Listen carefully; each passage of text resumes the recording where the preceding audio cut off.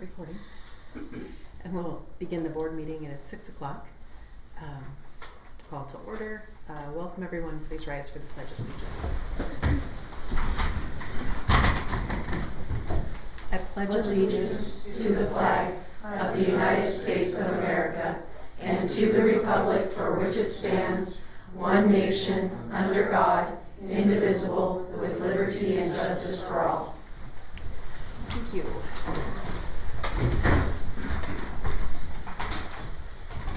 I do need a motion. What's that?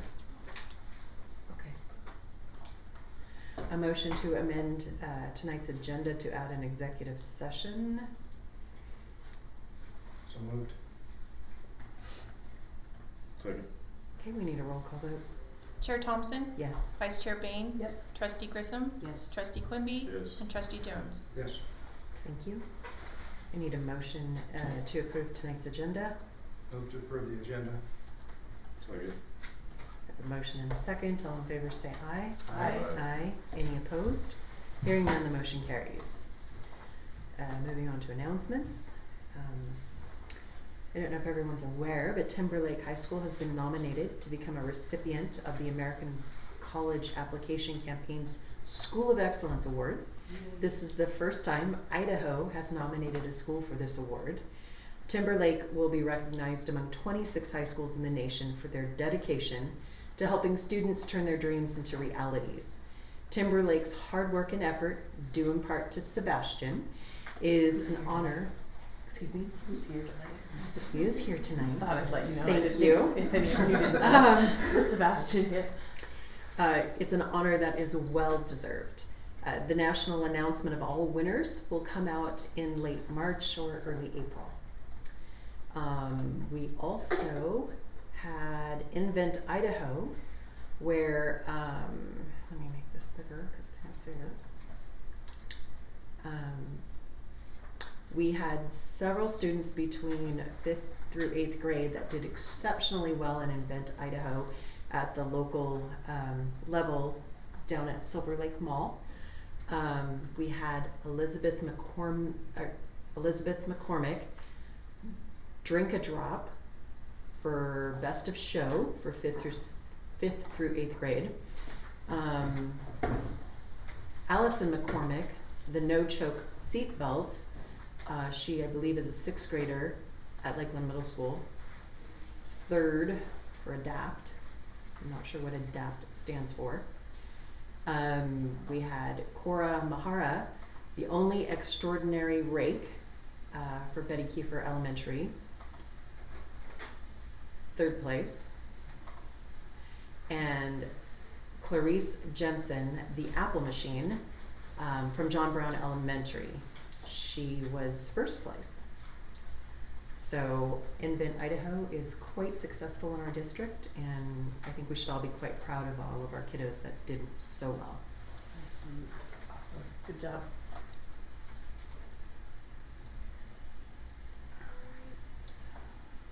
Take that off. Yay, now I can see the agenda. On that note, I'd like one go ahead. quick little thing. I'd like to wish both Lakeland and Timberlake girls basketball teams on their journey towards state championships. oh, awesome. This weekend. Yep. Yay. And can I add to that? Sure. We also have Timberlake High School's FCCLA is sending 16 students to state. That's family, consumer, living. Used to be home ec. Leaders. I'm not quite, I don't have the full acronym, but it's family, consumer, science, basically. And then Lakeland High School has 6 who are going. That is dynamic. Yes. All right, on that note, we will need to enter into executive session. So I need a motion to enter into executive session pursuant to Idaho Code 742061B. I'll move to move into executive session per Idaho Code 742061B. Second. We have a motion and a second. We need a roll call vote. Chair Thompson? Yes. Vice Chair Bain? Yes. Trustee Grissom? Yes. Trustee Quimby? Yes. And Trustee Jones? Yes. On that. I will need to ask all of you to step out while we hold a short executive session. Okay, so we've come out of executive session at 6:09. We will move into public input. First, are there any other people? You did receive that? Oh, okay. If Anita Dupsik could come to the podium.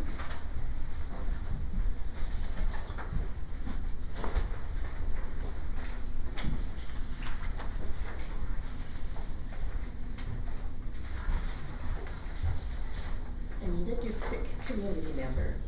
Good evening, Chairman Thompson, Superintendent Arnold, and trustees. Regarding section O.1, library material selection policy, I have comments about the draft policy. Two of the options to include in the mission statement, option 3 and option 4, make no mention of the educational value of what is selected, and since schools are for educating students, options 1 or 2 are better choices. If the primary purpose of our school libraries is to implement and support the educational program in schools, options 3 and 4 appear to open the door to acquiring books that may present harmful or concerning subject matter as normal behavior. I've reviewed some of the books and authors contained in Lakeland School District high school libraries, and we have more than just books that deal with obscene behavior. There are books that deal with and glorify drug and alcohol use, illegal and promiscuous behavior, and suicide, to name a few subjects. And let's face it, students are talking with each other about these books and not to develop the skills mentioned in option 3. Next, in support of the district's mission statement, I understand the affirmation of the principles of intellectual freedom in the First Amendment of the Constitution, but why the consideration of the American Library Association's Bill of Rights? This is an association whose president considers herself a Marxist and has stated she wants to queer the library. That in itself undermines the understanding that I think Lakeland has from its patrons. Additionally, our public library system, Community Library Network, has disassociated itself from them. Lastly, I ask that the LGBT and adult categories be removed from purchase consideration and the genre list. Our children are bombarded with these subjects online and on their phones. We shouldn't be adding to that and the confusion it causes students, especially those who might be going through normal adolescent angst. Also, high school students are not adults, and leaving a window open for books labeled as such is disingenuous. Since our school libraries don't have a location specific to adult books, and any student can peruse them, public libraries are a better placement for the books with that classification, and the Rathdrum, Spirit Lake, and Alpha libraries are easily accessible for students to check out books. There is a proverb that says, "Train up a child in the way he should go, and when he is old, he will not depart from it." That is what Lakeland, as an educational institution, should aspire to do. Did you read this? Yeah, go ahead. Thank you for your input. Is there any further input? Okay. Moving on to the financial report.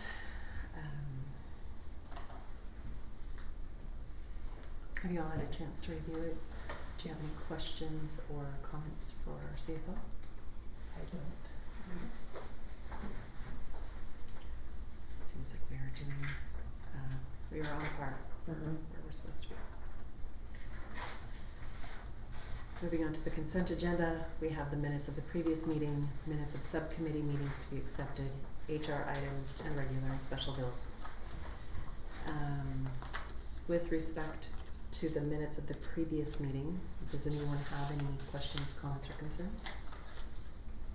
Good job. Okay. Actually, I have some comments on the annual school board meeting minutes. We do need to make some corrections. Item G.2, second bullet point says Trustee Grissom voted for Trustee Grissom when the nomination was either Trustee Bain or myself. So that needs to be corrected. I believe she voted for me. And then I just am curious, did we re-listen to the motion on item I to confirm that Vice Chair Bain motion to approve the consent agenda with the corrections identified? I don't recall if that was said. So that was said, okay.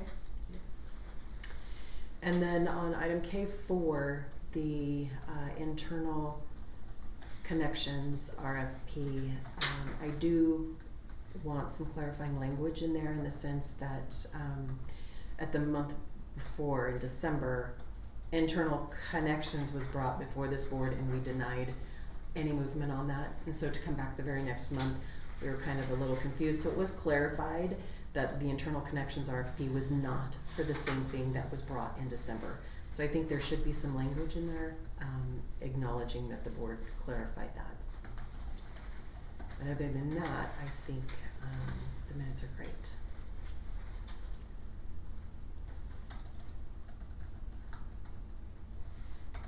Okay.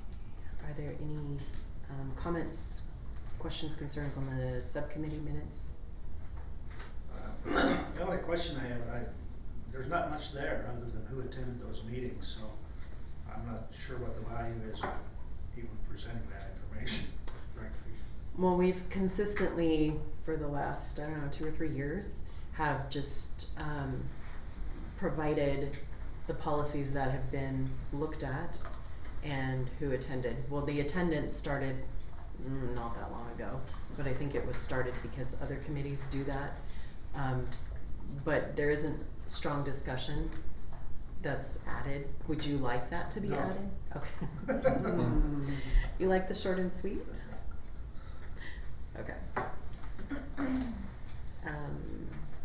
Moving on to the HR items, do we have any comments or questions for our HR director regarding the board book memo or any of the resignations or retirements? No, but I did have just a comment on the minutes. Yeah.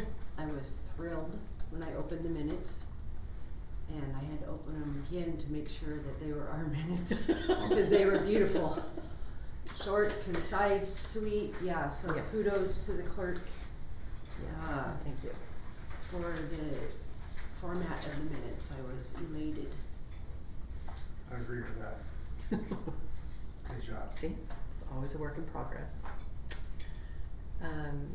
Any comments or questions on the regular or special bills? There were some, just some, I had some, let's see if it carried over, if it saved my comments. No, of course it didn't, why would it do that? Yeah. So there were just some, oh yes it did, I'm sorry. So there were just some grammatical things in it, I don't know that it really matters. But the bird's music instrument is misspelled.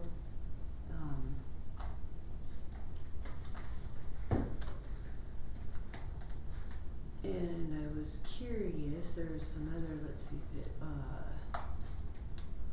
yeah, and then, page, I'm not sure what that is, there's no page numbers on these, I think it's 3.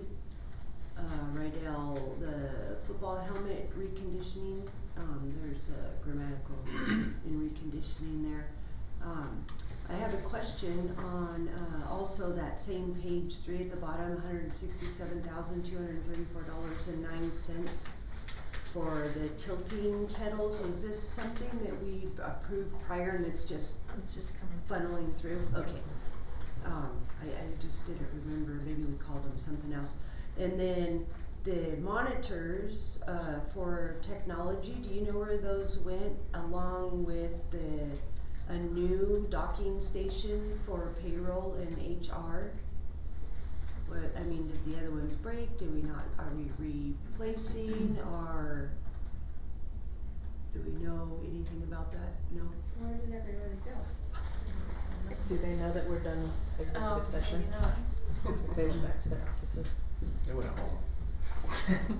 Okay, well, I was just curious about that, if that's just part of the regular rotation, or, what that was on there. Which line are you looking at, Ramona? Or So on graph number? page, yeah, maybe we can put page numbers at the bottom of this. So on the first page, at least when I scroll through, it is 107,784 Dell Technologies. The amount is 266507. It just says new Dell / docking station for payroll and HR. They have a question about the bill to Dell for the new docking station and the Dell for payroll and HR. A question, I'm Jessica Grantham, CFO.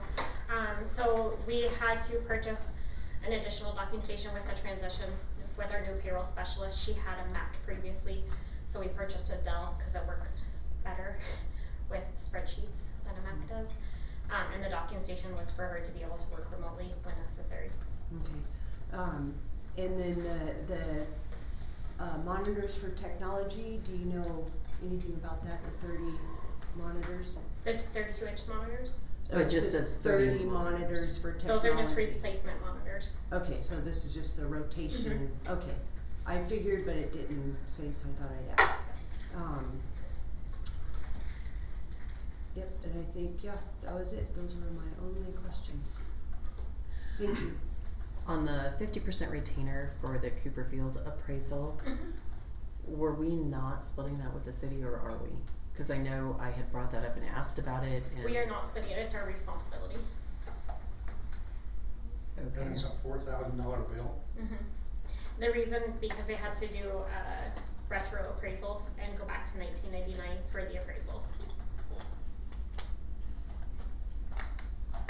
So the full bill's $8,000? The full bill's 4,000. Oh. And we But it's received that, it's 50% was 2,000. Yeah, we Okay. paid 2,000. Okay. And I know I Gotcha. brought it up previously that I felt we should be splitting this with the city, since for whatever reason, they seem to think it's our responsibility that they didn't do their due diligence back in 100 years ago. Yeah. So, yeah. Okay. But I guess that is where we're at. This is where we're at. I would just suggest that $4,000 is a very steep bill for an appraisal.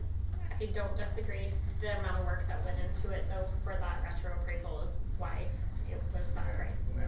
The only reason I say that, I've had lots and lots of real estate appraisals over the years, and I've never seen anything come anywhere near that. I'm not chastising you, but you can pass it along to them if you'd like. The welding room exhaust fan installation, is that being reimbursed to us through the Leading Idaho grant? Okay. And we paid Lake Ponderay School District for the Region 1 Superintendent team dues. It's because Becky is the president of the Region 1 Superintendent's Group, and we have our meeting in there. Coeur d'Alene School District provides lunches for us because it's a working lunch. The dues are just the cost of the lunch. And it goes to. That's typically, It goes- whoever the president is, they handle the finances for that year. Right, yeah. So if we it were to, rotates around it. if Lisa were to become the president, we would handle the finances and do the bills. Okay, That's- well, cause Lakeland has handled the money before, that's why I thought, It's because Becky was the president how many years does she get to be president? till. She somebody- chooses not to be? How somebody about if she gets says- elected?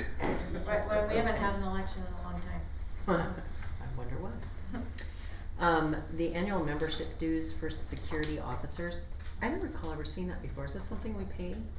For, On a regular basis? yeah, so that they can participate in professional development. Okay. At a reduced rate, we pay their membership Perfect, for NASRO. okay, those were all my questions. Anybody else? Clue us in on the $8,500 bill for electrical services. I might have to look into that one. I don't know that one off the top of my head.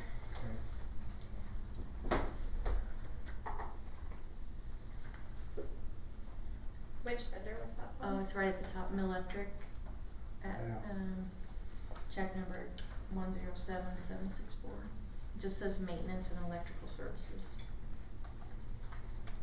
I might have to put that in next month's financial follow-up for you, just depending on the description and and I'm not seeing it right at the moment, but somewhere in here, there was a bill to Coeur d'Alene tractor for snow blower to clean off the roofs or something like that, I don't. They were a replacement, snow blower for the roof, That what? a replacement snow blower. Oh, it's a new one? Mm-hmm. I know that one.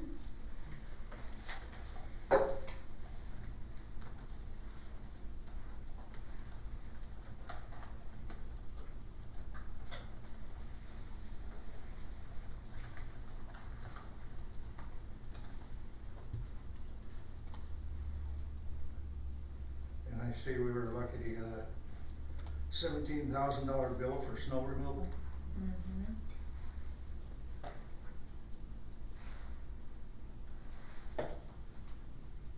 Was that for one snowstorm or two? You know? I would have to look at that one. For the electric invoice, that was multiple things that were paid. A lot of it will be reimbursed by our our homeless, ESSER group funds. We're installing washers and dryers at multiple school locations. Yeah, I saw that. Yeah, too. so that's what the electric one is. We have multiple install spots, to add up to the 85. Okay, thank you. Mm-hmm. And then the vendor for the snow removal was, sorry. I don't have that pulled up in front of me. Yeah, we really only had two major snowfalls, I just wondered if it was one or both. Well, Yoakum Landscaping was November 30th through December 27th, so it was for that time period. At least that's what's stated. But I thought I saw 2 snow removal bills. Yeah, cause there's building ground, landscape, snow removal, de-ice from 11:30 to 1:24 for So that's Garwood, 2 months. Timberlake Middle and Timberlake High School. And then there's also sheets, maintenance, snow removal, ice melt, 12:1 to 12:10 for Alpha and Spirit That's Lake. fairly small. Yeah, $1,300.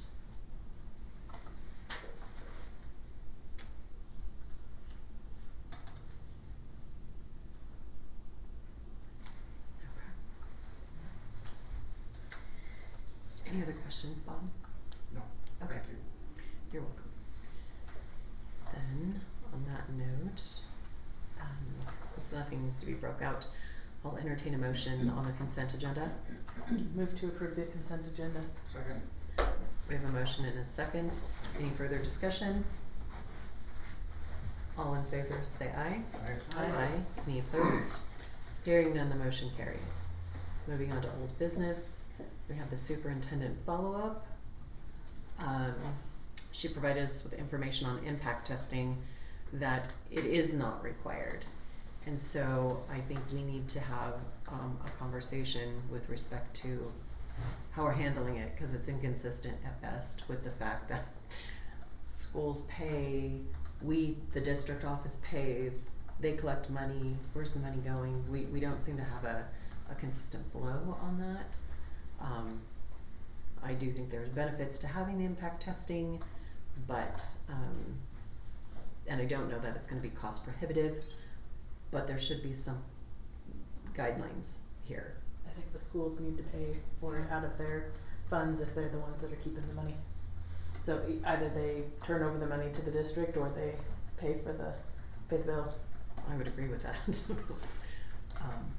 We agree with that. But I would recommend continuing the program, it just. Okay. Yeah, the information goes to the schools. Mhm. S- Right, but we're paying for it, so that's a little, Strange. yeah, that's a good word for it. Okay. So on that, I'd like to direct the superintendent to,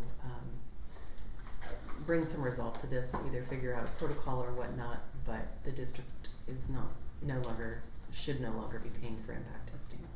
We don't have any policy in place that states we would, so we should not be, that should be handled at the building level. We don't even pay for physicals either. The district should not be. No, No, that's what I'm yeah. saying, we don't pay for physicals. Right. Right. So, what we've been working toward, Chelsea Pursley's been working specifically on this is, getting to the end of the year to see how much money are they collecting at the school, because there will be a gap between what it costs us to do it and what we collect. For some reason, we're not, if it's, I can't remember if it's off the top of my head, but $1,500 roughly per school. Because it's, we only use it, I guess, if, we're paying for the license, but we're only getting the money if kids have to be retested for that, for the second impact. So, what we're noticing is they're not collecting $1,500. So, I guess what I need to know from the board is, do we want to just have all of that, whatever money they do collect, come to the district, and then we pay the full bill, because they're not collecting the full $1,500 from the students to cover the full cost. So is that sounds like some students pay and some don't? No, I think there's an initial, everybody tests, and I think there's payment there, but then we continue to use the service as the season goes on if we have a head injury. Okay. And so if we don't have a lot of head injuries, we're not collecting additional dollars for the software, I guess is. Oh, I see what you're saying. Is what I'm saying. So,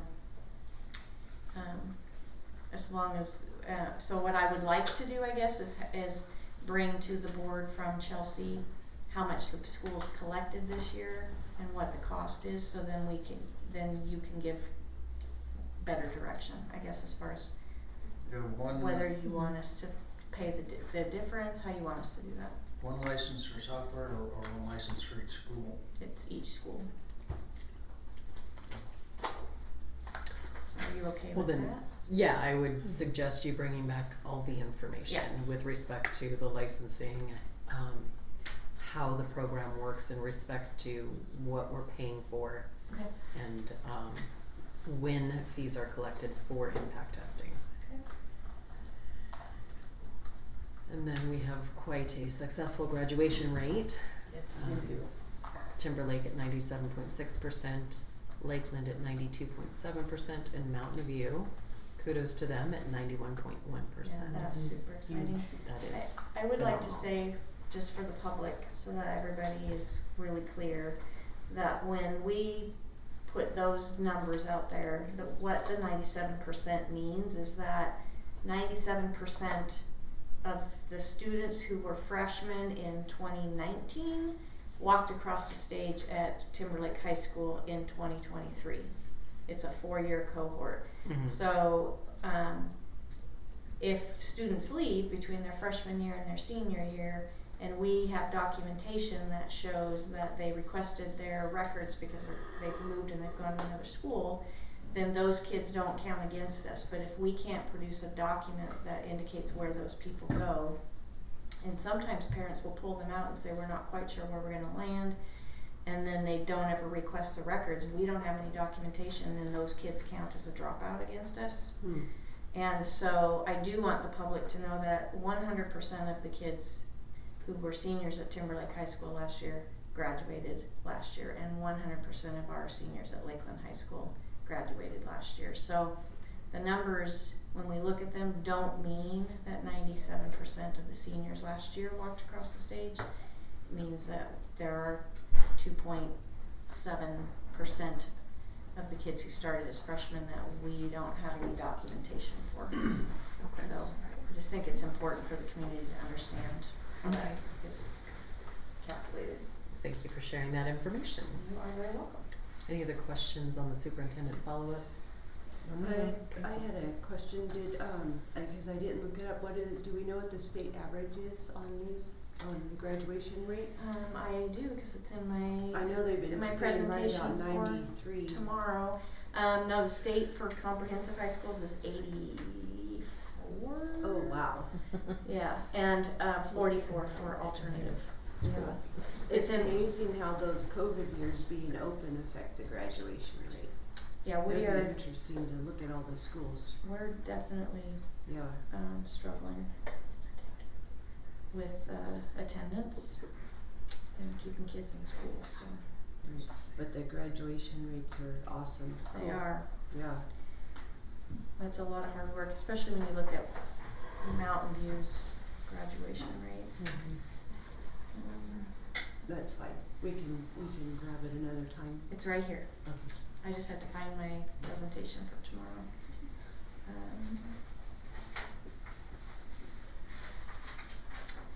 Traditional public high schools graduation rate average for the state for 2023, 81.1%. Wow. And alternative high schools, 44. Oh, wow. Wow, wow, wow. Yeah, we're doing well. Yay. That's awesome.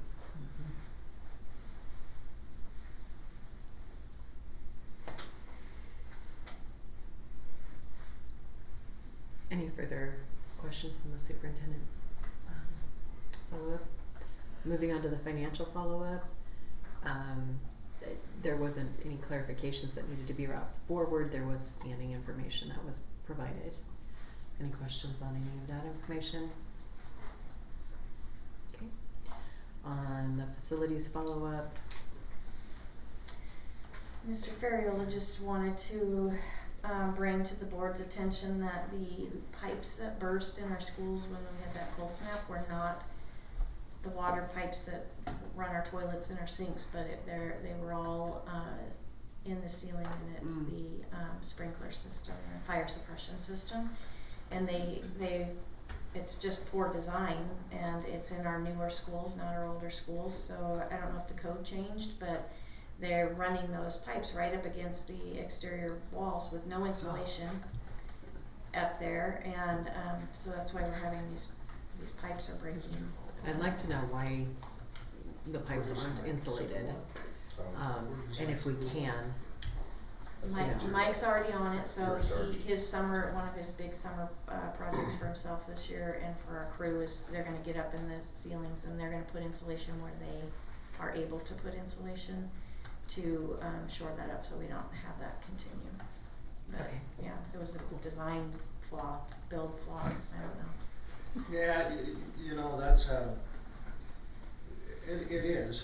On the other hand, if you got a building that's been in existence for 25 or 30 years and never experienced a Right. problem, and suddenly you have a situation like we had this winter where you have a prolonged hard freeze, you know, and then it shows up, so. Yeah. Well, the one that broke at Lakeland High School is in the newest part of the school. And then we had Timberlake Middle School and Twin Lakes Elementary. That's where the breaks were.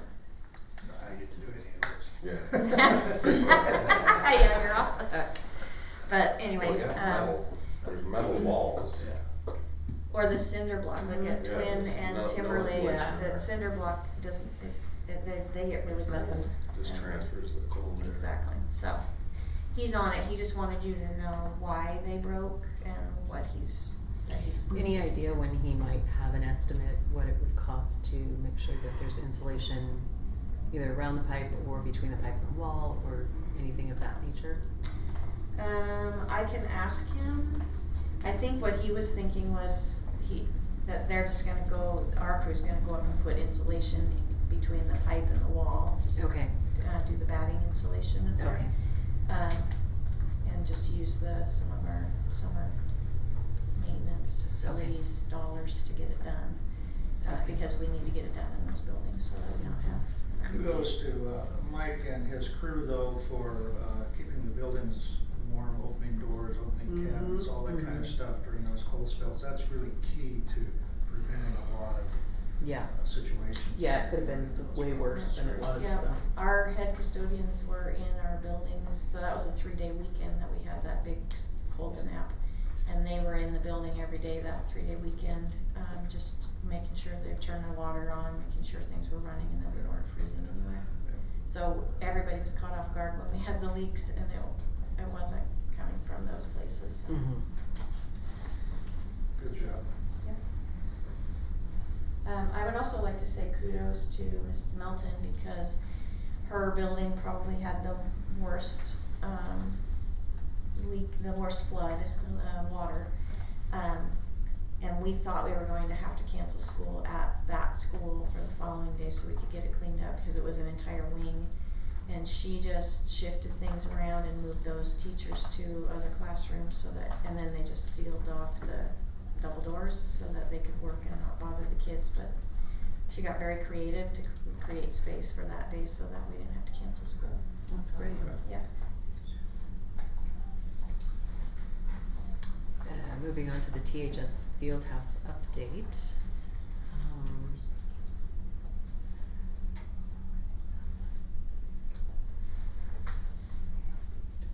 Does anybody have any questions, comments, or conversation regarding the update? They're moving forward. The intention is to break ground here, I believe this summer, so. I have It's no exciting. issues about moving forward. I do have just one comment.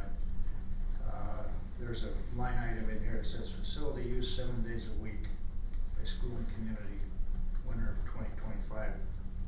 I would just share with you, I have some concern about opening the buildings on Sundays.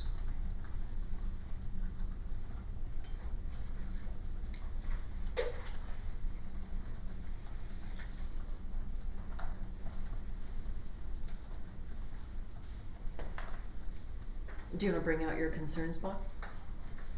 I mean, you have the concerns, what are they? Well, I don't think it's a good, picture for us to be opening school buildings on Sundays. Sundays Okay. are a day for church and families, together and other kinds of things, and I don't think we should provide an incentive to go counter to that. Okay. Do you know if Lakeland is open on Sundays? For facility uses, all of our buildings right now are open for facility use. If we have like a 2-day basketball tournament or a wrestling tournament or volleyball tournament, so we already are allowing school, groups to use our schools Okay. on Sundays. Do you think that maybe we can find some clarification out, from Ryan if his intention is just to sort of parallel that if it's, for tournament use or for, event within the city where they're utilizing our, buildings, et cetera? Or if Yeah. it's his intention to have like the athletics department have Sunday practices and that sort of stuff. Okay, I'll get some clarification Okay. about Sundays. Do you think that will help, Bob? I think that would help. Okay. And I'm not saying never, but as a routine practice, I just don't think it's a good routine practice. Right, and I get that.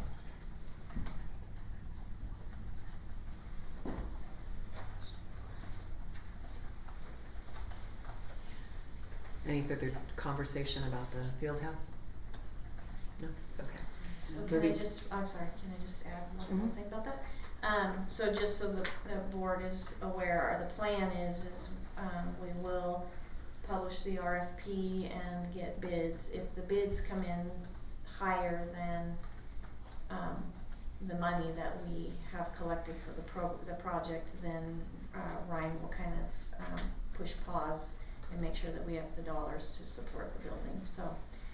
That's the plan. So we recognize that he's definitely done a great job of going out and getting community support for this. And he has a lot of in-kind donations, in which we won't know how that all impacts everything until bids start coming in, Right. so. Right. Okay. Thank you for that. You're welcome. Moving on to new business, we have the LEA request to begin IBB, or interest-based bargaining. Looks like they would like the first meeting to be March 26th from 4 to 7. Do we feel that will be, Will we be ready? that's that the what question? that's the question, yeah. Well, it just says it's an organizational meeting, basically, it just said that, if I remember right, just get together to decide, Date and time. yeah, when we'll To meet, continue. yeah, all that kind of thing. That's the Um, Tuesday before spring break, so we wouldn't meet again until after spring break in April sometime. Legislature should be finished by the 15th of March, you think? No, cause JFAC's not even making any decisions until the 15th at the earliest. of March. Besides the fact that they have chaos in the legislature over who's doing the budgeting. So typically it's the end of March, beginning of April, is what the last few years have been. Well, then it may behoove us to bump it to after we return from spring break. Because there's potentially information we need, with respect to the budget, before we really jump in and figure out where we're going and how we're getting there. So, Jason, did you wanna speak? Yes, can I please? Yeah, coming up to the podium, please Thank announce you. yourself. Jason Bradbury, president of the LEA. Mhm. Generally, like you said, Trustee Grissom, this first meeting is basically just to get together and then set future meetings and kind of go over any protocol. I mean, we might have new members. The LEA has 2 new members, and we can kind of go over, you know, ground rules and things like that, professionalism at those meetings. And then if we have a different board member or 2 that are going to be on there as well, we can take care of that at that date. That's kind of what it was geared for, and then we can set, you know, future dates from there. Generally, we never talk about money until after legislation's done and everything. But if there's other things that we can talk about that we could handle, like I know you guys have a workshop on the 19th, the week before, we can discuss those then and get going with that process. That's kind of what we were thinking. I do know, you know, when we had talked about setting the date, you guys do have that week before March 19th where you're in I think executive session to talk about the negotiated agreement and all of that. And then depending on how long that goes, we'll determine, you know, when we start. Doesn't mean you guys can't keep meeting, you know, subsequently to, you know, official IBB, you know, days as well, so.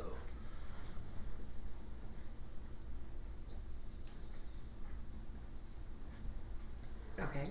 But it doesn't matter to me. It seems like we're always in a time crunch, and you know we always want to get done before the end of the school year, and that, you know, if you get into April, depending on everything we have to go through, and if we only meet once a week or whatever, and it doesn't say we don't have to meet once a week, but you know, it just seems like time. Last year, didn't we do it in one day?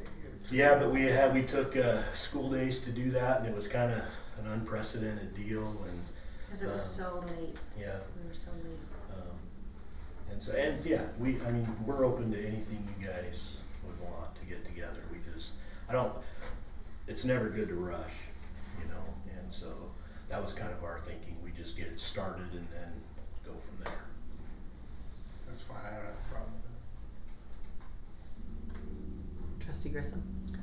Yeah, well, I appreciate moving the time, instead of in the middle of the day. That's great. But no, I mean, I guess I'm fine if they have just,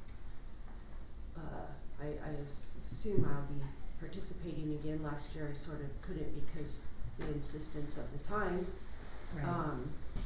which, I mean, it is the board's business. I think the board should have a little bit more to say than that. But I'm fine with the March 26th just because it's a preliminary, when are we gonna meet, what are we gonna do? Setting a And game then- plan. Yeah, and even then, we can still, even if legislators are doing whatever they're doing and JFAC hasn't made up their mind, you know, we could still even go through the existing agreement and find things. I mean, we can do that on our own time, right? And just sort Right. of highlight it and say, oh, you know, what about this or that or whatever. Yeah. But I think that's fine for initial kickoff kind of thing. Okay.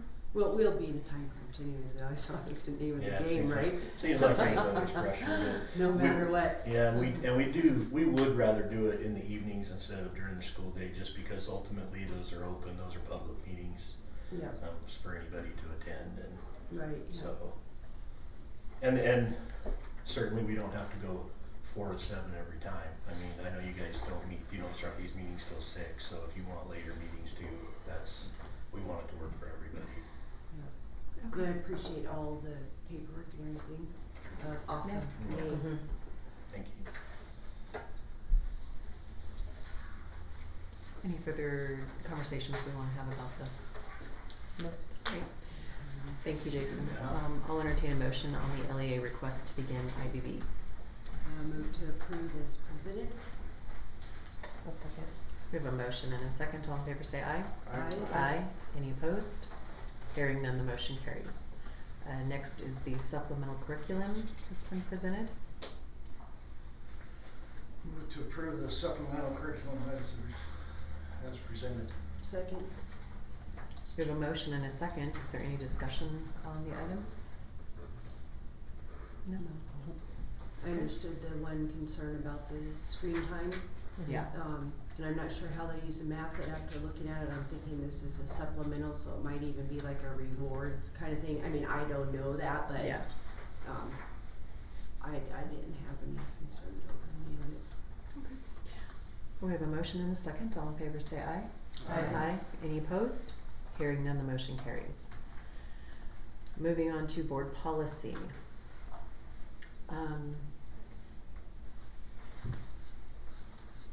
I don't recall ever looking at policy 3160 for special services. Did someone else put this? The board hasn't looked at. I mean, the committee hasn't. I noticed there were no markups or Yeah. anything on Yeah. it, so I didn't. Kind of confused by that. As was I. All right. The hazing, harassment, intimidation, bullying, and cyberbullying was brought before the committee, and there was a lot of good involvement from staff, etc.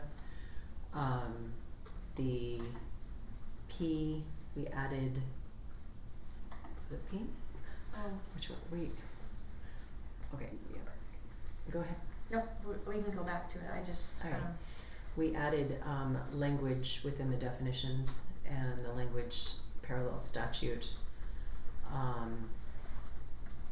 And there was some clarifying that wanted to be done with regard to the complaint process, specifically for staff, so that staff couldn't be targeted or feel like, that they're being targeted. So that was that one. We didn't make any changes to any of the forms for complaints. Any questions, comments, whatnot on that policy? Okay. Lisa, what do you want to interject about Sorry. 3160? So policy 3160 is there, because we had that finding, through that complaint process. And this is a policy that we don't have, that we are required to have through that finding. So if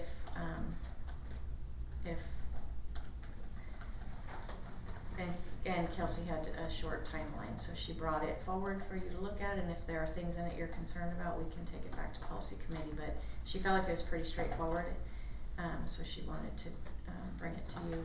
Well, where did the draft come from? The state, and I don't know if she got it from we didn't get it from ISBA because we don't have access to it, but I think the state forwarded her the template, because it was a finding for us, but I can verify that, but it definitely is set up like an ISBA. Okay, well, it is. I would like it though to go to the committee simply for the fact that we, there's no cross references at all, which Right. seems a little odd, and there's only one federal legal reference, so I would think there should be some state references. So before it's just adopted, because we don't have it, I think it needs to be accurate. Okay. So it should go back to the committee. We have a procedure for going through Right. committee, so. Policies 7218, 7235, PF1 and PF2, 7237, 7320, P1 and P2, and 7450 were all reviewed and revised by our CFO, and they're policies we need but we don't have. And we did, as a board, direct her to go ahead and do that. Does anyone have any questions for her on those policies? You've read every one of these, Yes. and they're all designed to keep us out of trouble. Yes.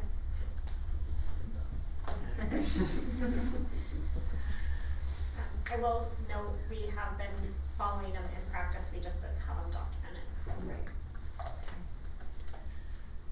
So based on that, I would like to table policy 3160. We'll do that first. Motion and a second to table policy 3160. All in favor say aye. Aye. Any opposed? Hearing none, the motion carries. Then I'll entertain a motion on the remaining policies. Move to approve the remaining policies. Second. Motion and a second. All in favor say aye. Aye. Any opposed? Hearing none, the motion carries. Moving on to the Spanish license renewal. So our Spanish teachers at Timberlake High School and Lakeland High School have been using this program for the past 6 years. The license is expiring at the end of this year, and they like the program they're using, and they don't wanna go out and do an adoption and, look at other textbooks, because they're happy with what they're using, so they're just requesting that we, renew our subscription. And when would this need to be done? When does it It expire? expires at the end of this school year, so we just need it for Okay. the fall. So is this for, a license for software, or Yeah, it's a digital, program. the whole thing's digital?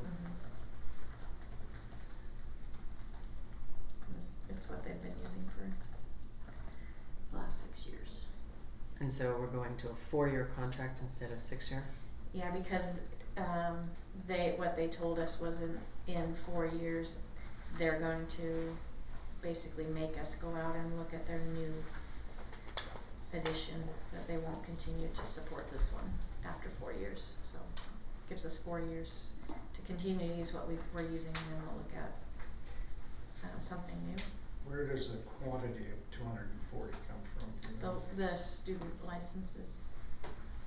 So we would have that many students involved in the program Between the two high schools. in any given year, or over the life of the license? And that's per year. Wow. And that's for both of our high schools total.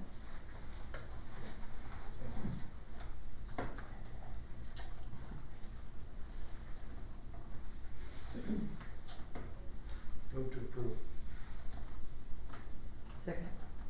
We have a motion and a second. Is there any further conversation on this?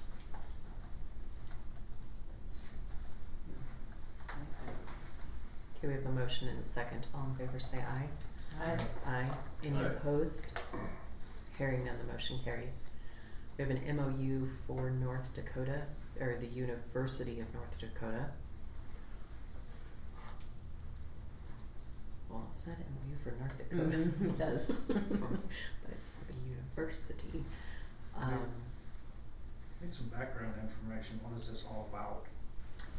Anytime we place a student teacher or an intern in our building, the university requires that we have an MOU. So we have an intern who is getting their degree from the University of North Dakota who wants to come here. Okay. So in order for them to do that, we have to have this in place. Okay.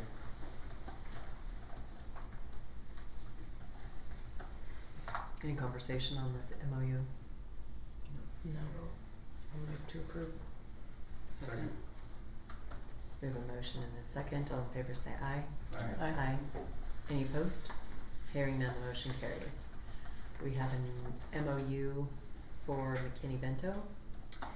Yeah, so we are going through our federal programs audit, and this is something that we were told we needed to have and we don't have, and the MOU is actually more about what the parents' obligation is, because if we're going to transport students who are homeless but they're doubled up in Coeur d'Alene, and we have to go get them and bring them to Lakeland because McKinney-Vento says we have to do that.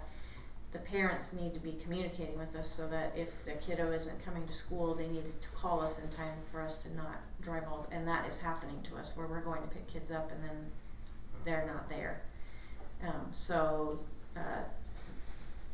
We've not had this MOU in place, but so any family that we're going to transport through McKinney-Vento, the parents have to sign the MOU acknowledging their part of responsibility. Okay. Any conversation? So each parent or set of parents would need to execute this. If we're transporting from outside of our district.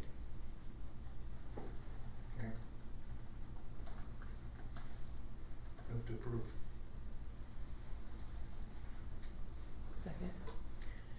We have a motion and a second. All in favor say aye. Aye. Any opposed? Hearing none, the motion carries. Moving on to the MOU for Children's Village. My only there is a problem on here because it states within the MOU to provide consultation to the Coeur d'Alene School District, but it should be the Lakeland Joint School District. Yeah, we just didn't catch that. They sent it to us with everything said Coeur d'Alene, we had to go in, they just asked us to change it to Lakeland, and we missed Well, that. and I don't know the context for that because one of the leads for helping develop this center is a mental health provider with the Coeur d'Alene School District, Raylan Logan. Yes. and she's You need to like- come up to the podium, please, and announce yourself. Heather Hamilton, Lakeland School District Lead School Counselor. So in reading this, context-wise, the Children's Village has opened a family support center. It's grant funded, it's a nonprofit, and they've asked all the local school districts to have a representative to help them essentially develop their processes. I've been meeting with them weekly, or not weekly, monthly for the last year. Raylan Loken is the lead for this, for mental health referrals from schools. She is a provider with the Coeur d'Alene School District. So as this reads, I can't tell whether this is referencing her role, but I can clarify that for you. Okay. And I guess I would also like clarification because it states that where is that? And this is the same MOU that they used for Coeur d'Alene School District and Post Falls School District. They approved theirs, but we did have to make some corrections because there were some errors and that they had the wrong school district initially Okay. in the MOU they provided. Okay. Yeah. Yeah, I would want to clarify, especially since we were the ones that searched and replaced whatever we needed to search and replace. Okay. Thank you for your information. Yeah. Anybody have any questions or concerns? No, I just moved to table it until we have further information. I will second that. We have a motion and a second. All in favor say aye. Aye. Any opposed? Hearing none, the motion carries. In January we had 2 snow days. On January 9th and January 17th. So we do need to approve those snow days. Move to approve. Second. Motion and a second. All in favor say aye. Aye. Aye. Any opposed? Hearing none, the motion carries. Moving on to the Artemis Challenge 2 overview.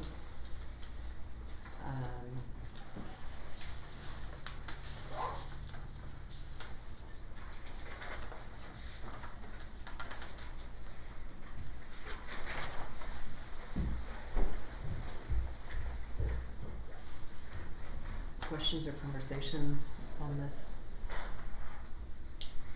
The action that they're looking for is, she's looking to take a group of 6th graders to Moscow, and so she is just requesting permission from the board to do so.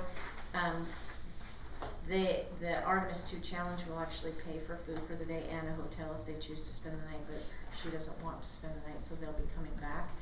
But this is a new challenge, it's a new activity, and so we just want the board to approve using the bus and taking the kids down to Boise to Moscow. Transportation, we would provide transportation. Yeah. Although she states that they will pay for transportation, so does that mean they would reimburse us? Yes. Okay.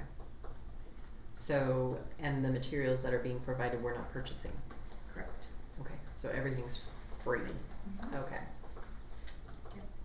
And it's a really great, we love free, but it's a really great learning Yeah. opportunity for the kids. Right. So super excited about it.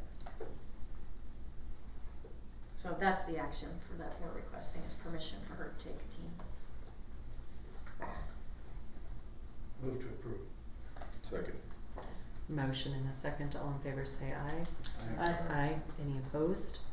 Hearing none, the motion carries. Moving on to the LJSD operational plan. This is something we have to do, every quarter, or no, every 6 months. Until I think August of 2024 is our last time that we have to do it. Hallelujah.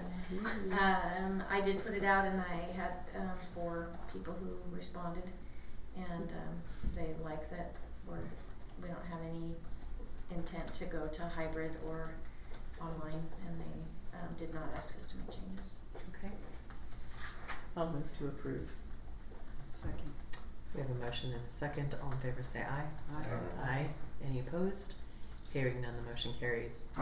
Moving on to the spring athletic schedules for Lakeland High School, Timberlake High School, Lakeland Middle School, and Timberlake Middle School. Questions, comments, discussions? What would you like to chat about, Bob? I went through all of them. I don't remember where I saw it. Someplace there's we're sending a team to Fruitland for, I think, 3 days or something like that. It's Timberlake Boys It's Baseball. Timberlake. Mm-hmm. And I guess, I mean, that's a lengthy trip and a lengthy time. Is the school paying for all that?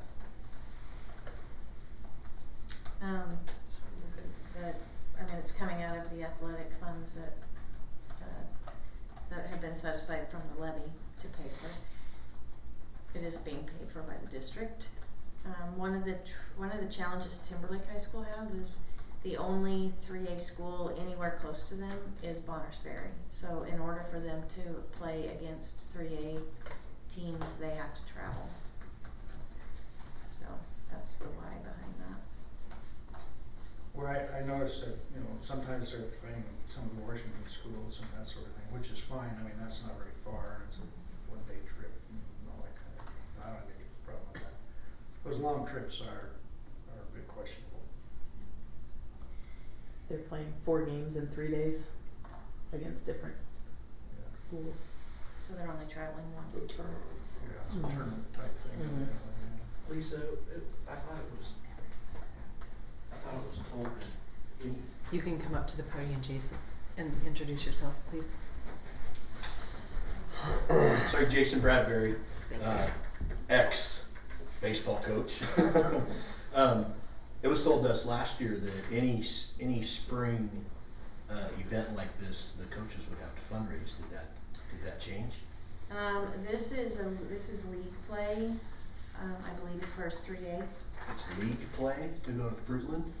Well, it's part of their 3A opportunity to play, so I can follow up with them to make sure, but if it's one of their overnight, like we wanna do this Yeah. one special thing, they fully pay for that. Yeah.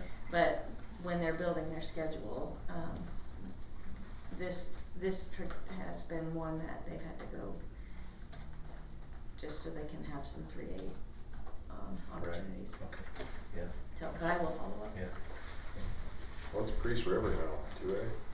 Yep. Yeah. Priest River and Kellogg both Yeah, dropped dropped down. down. Mhm. And then, again, I can't remember where it was, but I saw where we were playing a school from down south. Where was it? Down south. Anyway, we ended up playing in Lewiston, I think. I'll see if I can find it. So I will, have in my follow-up for the board, for March, I'll verify with Mrs. Walton whether this is part of their 3A, actual 3A play, or is this one of their, we want some additional opportunities, so we're traveling for a tournament. Yeah, I thought the rule was we were only paying for 1 overnight, and that's. Actually what we said was we weren't paying for any more overnights if it was, something that they were choosing to do and not part of their regular schedule. Okay. They have to fundraise for it.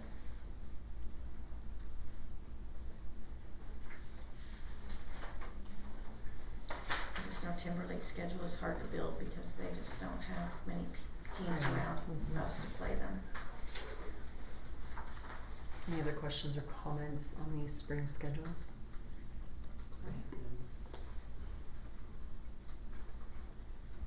No, I have nothing.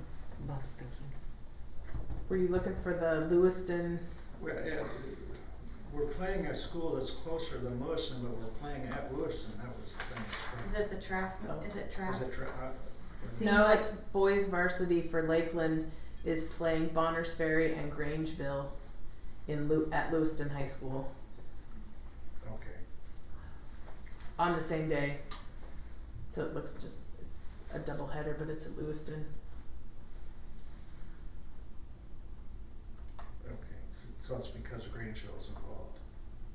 Yeah. Well, So they're trying to make it Yeah. a central location. Tougher on Bonners Ferry than it is on us. Yeah, true. Okay, no more questions. Okey-doke. On that, I'll entertain a motion. Move to approve the submitted. Second. We have a motion and a second. All in favor say aye. Aye. Aye. Any opposed? Hearing none, the motion carries. Moving on to the safety program. So last spring when we were talking about our MOU with the county, the board asked us to just reevaluate, that MOU. And so I asked, our CFO to just give me some numbers. If, you just look at comparison, Lakeland School District, for our armed district safety specialist, the average salary and benefits is $68,124.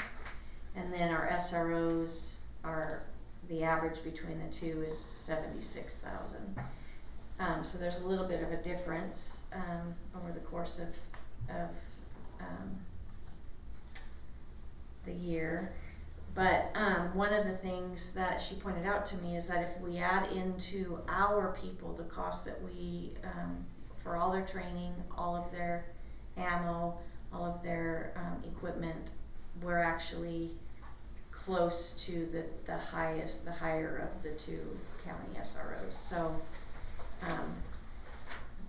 it's basically, it's a wash if you're looking at it from that perspective.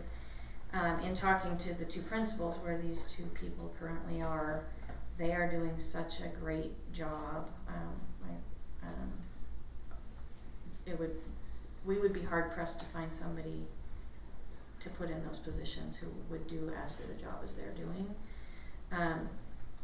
So our recommendation to the board would be that we continue with those agreements with the county. Assuming we don't get hit hard by the Yeah, other with another agencies in cost. Right. Yeah, as long as they don't increase our.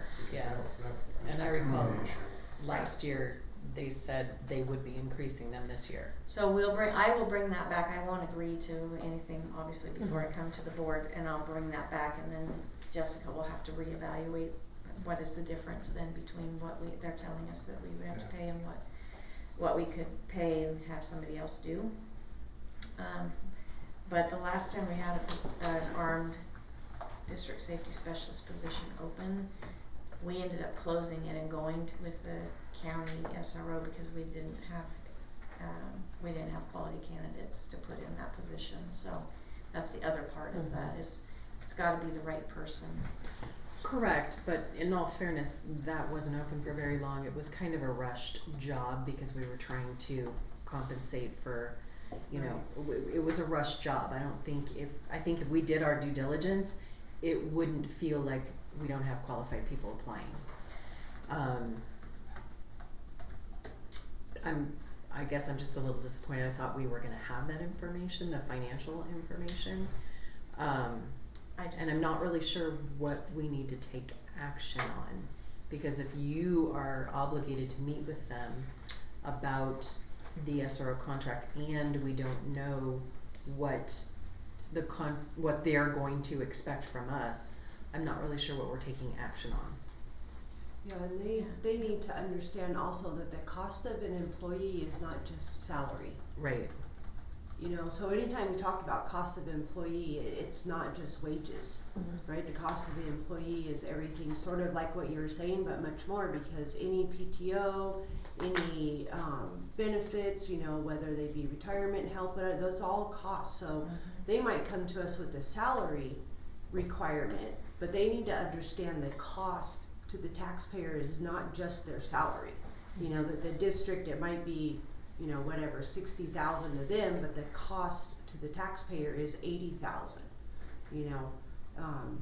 So when you speak with them, I mean, that's the way I think most of us look at it anyways, is that's the true cost of The an full cost of employee. employment. Right. Right. Well, I just want to refer back to what Lisa gave us, the figure you gave us for our current SRO cost, not SRO, our own people. Mm-hmm. That was inclusive of benefits Yes, and salary and other benefits. costs. Mhm. So I think that's what you were speaking to. Right, Yeah. exactly. Well, yeah. and so our that was at percentage, 68,000. right, our percentage of what we pay for the SROs is the 65% of their salary and benefits. We are paying for both of those as well. But we don't pay for any of the equipment costs, any of the training costs, all of that the county takes care of. So we're truly just paying salaries and benefits for the SROs. Which the equivalent to us is Right. salary, benefits, ammunition, And all of all the equipment. And the fringe stuff, incidental costs. yeah. Yep. Yep. So, our current MOU requires that I, meet with them prior to April 1st, so I will, and I typically do that in March. Okay. I'll try to get the one for the county done so that I can bring that information to the March board meeting, because if we're going to make a different decision, that gives us, like, we need as much time as Right. possible. Right. So I will, schedule those meetings Okay. end of February, beginning of March. And you're right, there is no action here. Okay. Sorry about that, I didn't That's catch okay. that one. I do, while we're talking about the safety program though, there is some, additional information I just wanna share with the board. So when I was hired as the superintendent, we talked about reducing the number of administrators, which, we did. And then the board just said, if we find that the ball's dropping somewhere, you need to let us know. So the one area I feel the most strongly about that we need to do the best is the safety program, and it's not getting the attention from me or Lynn that it needs and deserves. And there are just a lot of things that we could be doing better.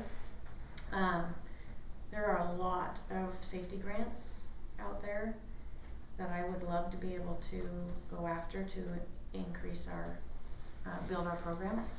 We just don't have the time to do that. So one of the things is we're talking about budget this next year, and I've already talked to Jessica about this, but one of the things that I would like to see us move to is just a district level safety coordinator, it would be a classified person. Ideally one of our current armed district safety specialists, because they've been with us this whole time and built the program. They know what we're trying to accomplish, and they're really good, and I trust them. I just wanna plant the seed as we start looking at the budget, to see if we can't make that happen. But this is an area where we could do it better. In your thought of raising one of ours up into that position, are they no longer the SRO or the Armed District Safety Specialist at their school? So then we're down another guard. We would have to add, it would be a new position. We basically would hopefully move one of the four of them up, and then we would have to hire a replacement. So it is a Okay. new position. It's gonna be additional dollars, but if we can get somebody who can write grants, Right. additional dollars, It should we help could- itself out. Exactly. I get it. Yeah. But there needs to be more oversight with some things, and we just don't have the time to do it. Okay. So, just planting a seed. Okay. Moving on to the organizational chart. Can we table this because the wrong one was uploaded?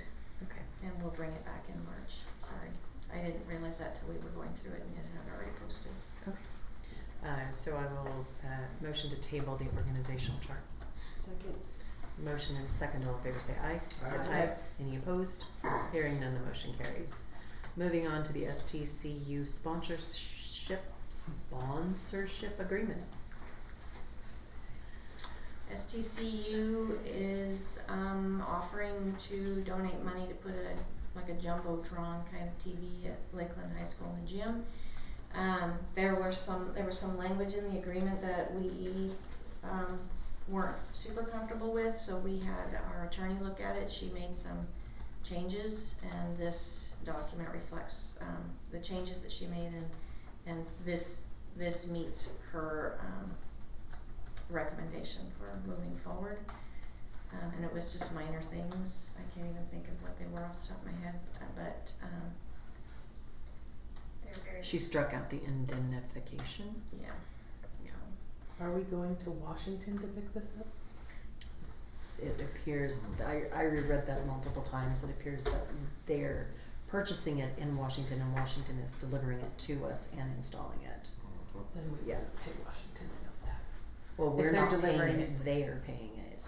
Yeah, it's all done. STCU. Jessica Grantham, CFO, Okay. they're paying the entire cost of this. Okay. And it's actually including curriculum, so our students can learn how to use it and earn high school, credit for running this program. There is no cost to us for the Washington, they're picking up the Okay. entire bill. Okay. So what about the curriculum? Are we That's approving the right. curriculum that we're not seeing? No, It that'll will- come separate. It'll come separate once they have it. So we have to get the, I wanna call it a video board, they have to get that installed, and then the curriculum will come and be brought to the board. Is there, which it doesn't state so much in here about the curriculum,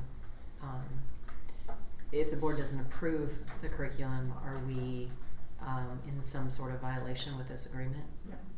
Okay. That's just a little nice to have. It's Okay. a added bonus Mhm. perk. The only thing that the agreement is that they are purchasing it and then they're paying for The installation. the installation.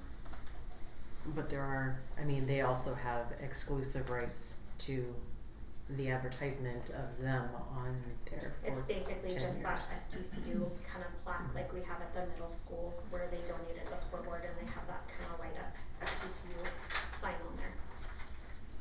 They use their marketing dollars to pay for these kinds of donations. No, that I absolutely understand, but just the language seemed a bit harsh in the sense that, you know, it's exclusive rights and that no other financial institution could be advertised. I'm assuming on the board, Right. as they could be advertised within the gym somewhere else. Yeah. Okay. Who will do the installation? That will be, that's a great question. I know it's not our facilities team. I No, believe that's it's also being paid for by Dale's, STCU. yeah. So it goes back with the-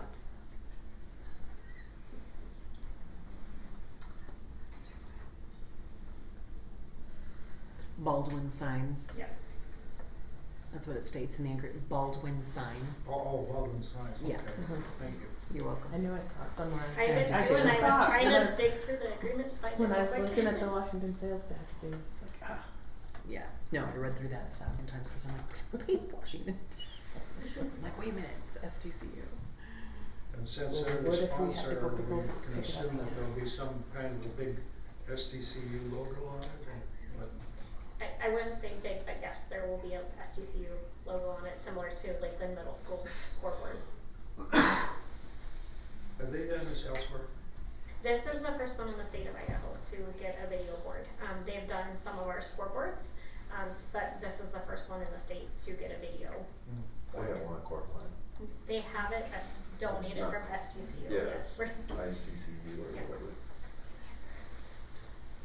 Just a big blue board. So we can look even bigger on the board.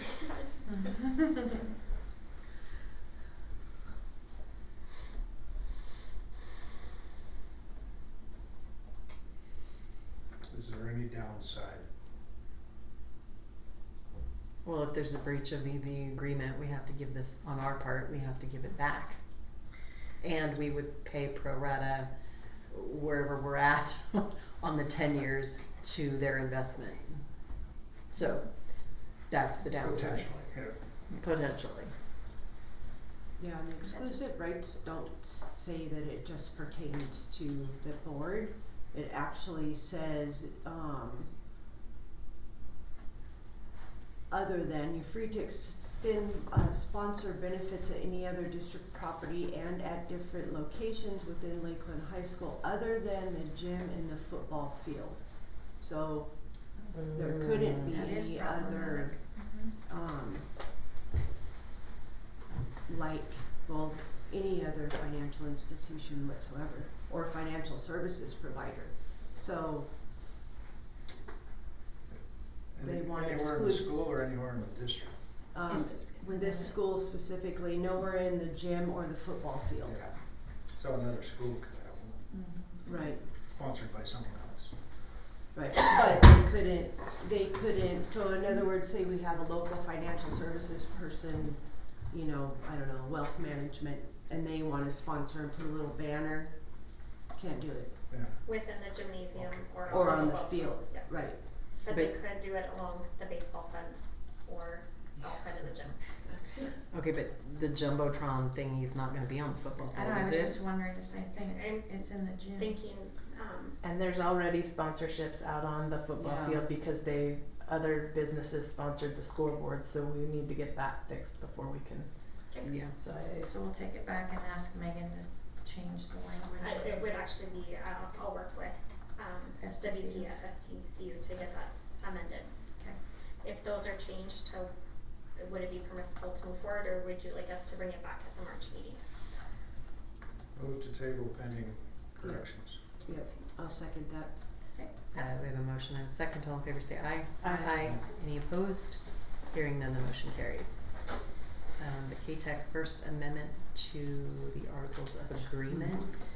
So this is just an amendment, nothing's changed other than they realized that when they first wrote the Articles of Agreement, Lakeland wasn't mentioned anywhere. So we've been a contributing member since the day of inception and we were never on the Articles of Agreement. Can we get our money back? Yeah. right, that's what I was thinking. Although we did have a lot of kids successfully go through the program. Yeah. So this Round up is, Chuck Kinsey, he was supposed to sign that. I don't know how Chuck didn't realize that Lakeland wasn't in there I don't know anywhere. either. Or maybe he didn't get to sign it, maybe he didn't even know the Articles of Agreement existed. I don't know. So there's nothing different, it's just putting up Lakeland in there. That's the only change? Yep. The percentage, none of that changed, it's all the same. It should. It should.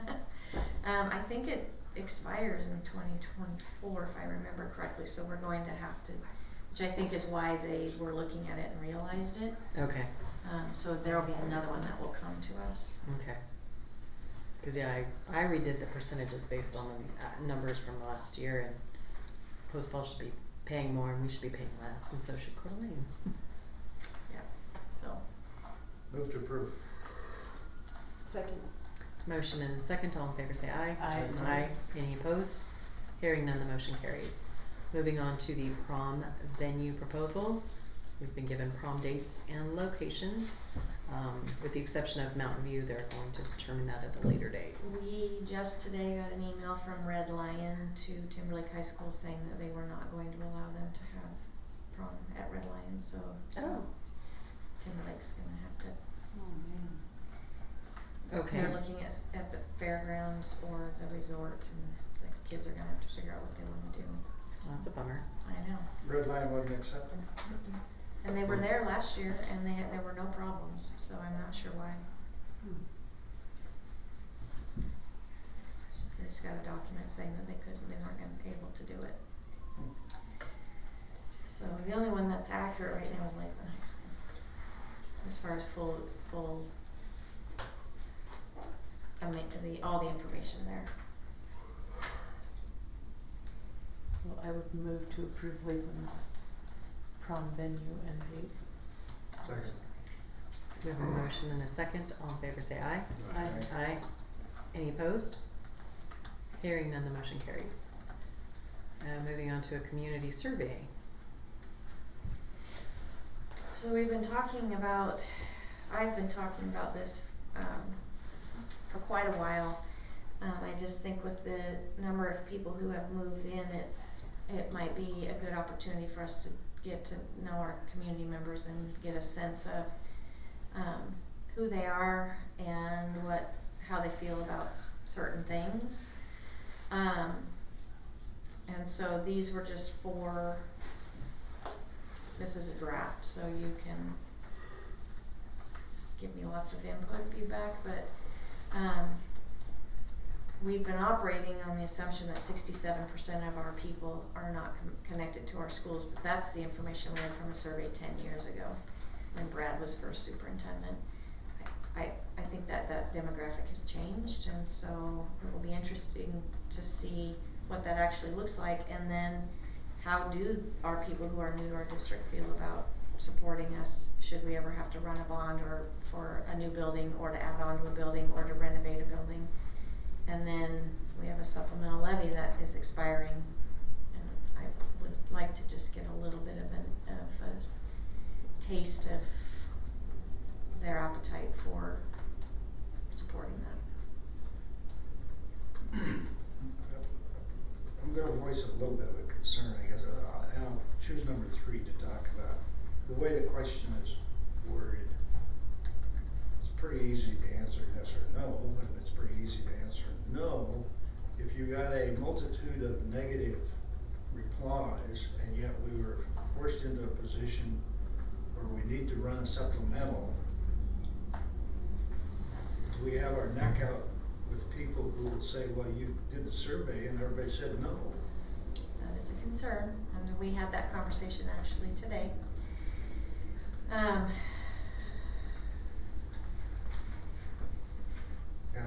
maybe there's another way to present the question that wouldn't. Well, do we need the answer to that question? There. I guess, maybe I just wanna find out who lives here? What does our community look like? Because if we get the answers back just to number 1, and I would like some information, with regard to question number 4. Corresponding. You know, what is most important to you with regard to our school district? Yeah. And that will actually, for people who are, living on a fixed income, their most important thing might be, please don't add any more taxes. That might come up, and we can see what kind of response we get that way. Yeah.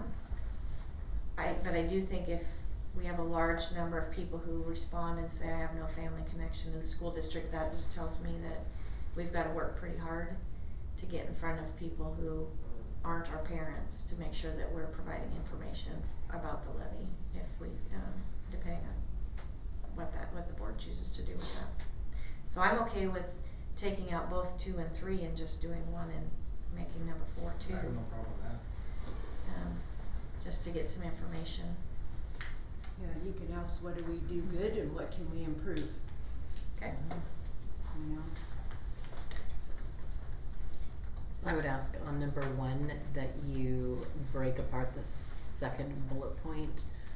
I would much rather have 2 statements of, I have family members who work for the Lakeland Joint School District, and then another statement that says, I work for the Lakeland School District. Okay. Because I think, that would be more clear and concise. Mm-hmm.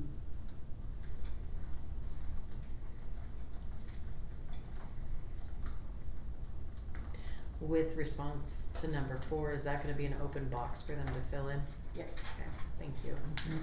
I hate when we give them their choices. No, I just wanna hear what's important to them. Nice big open-ended question. But you can limit the character of the text. So we don't. Okay, don't write up 200, novels. like the 255, well, and then that way anything we wanna import or move to, we won't lose anything, it'll be a safe number, 255 characters for that Okay. field. So my plan is to put this on just a small postcard with a QR code so that most people have a phone that allows them to take a picture of the QR code and open the survey and do the survey right on their phone. So they don't have to try and go to a website to do it. I'm trying to make it as user-friendly as possible. And then we could put right on the postcard that if they aren't comfortable doing that and they want to just do a handwritten one, we have some available at the district office they could pick up. But I would hope it would be very easy. I'm just curious if it might be more cost productive if you're doing the postcard size, if there's a perforation, so that if they're not going to do the QR code, they just rip off the postcard and they fill it out and send it back. Oh, perfect. I was wondering the same, Yeah. just using the same. That's a great idea. Yeah. Cause that way, cause there are some people that don't do QR codes. Yeah, Yeah. you're right.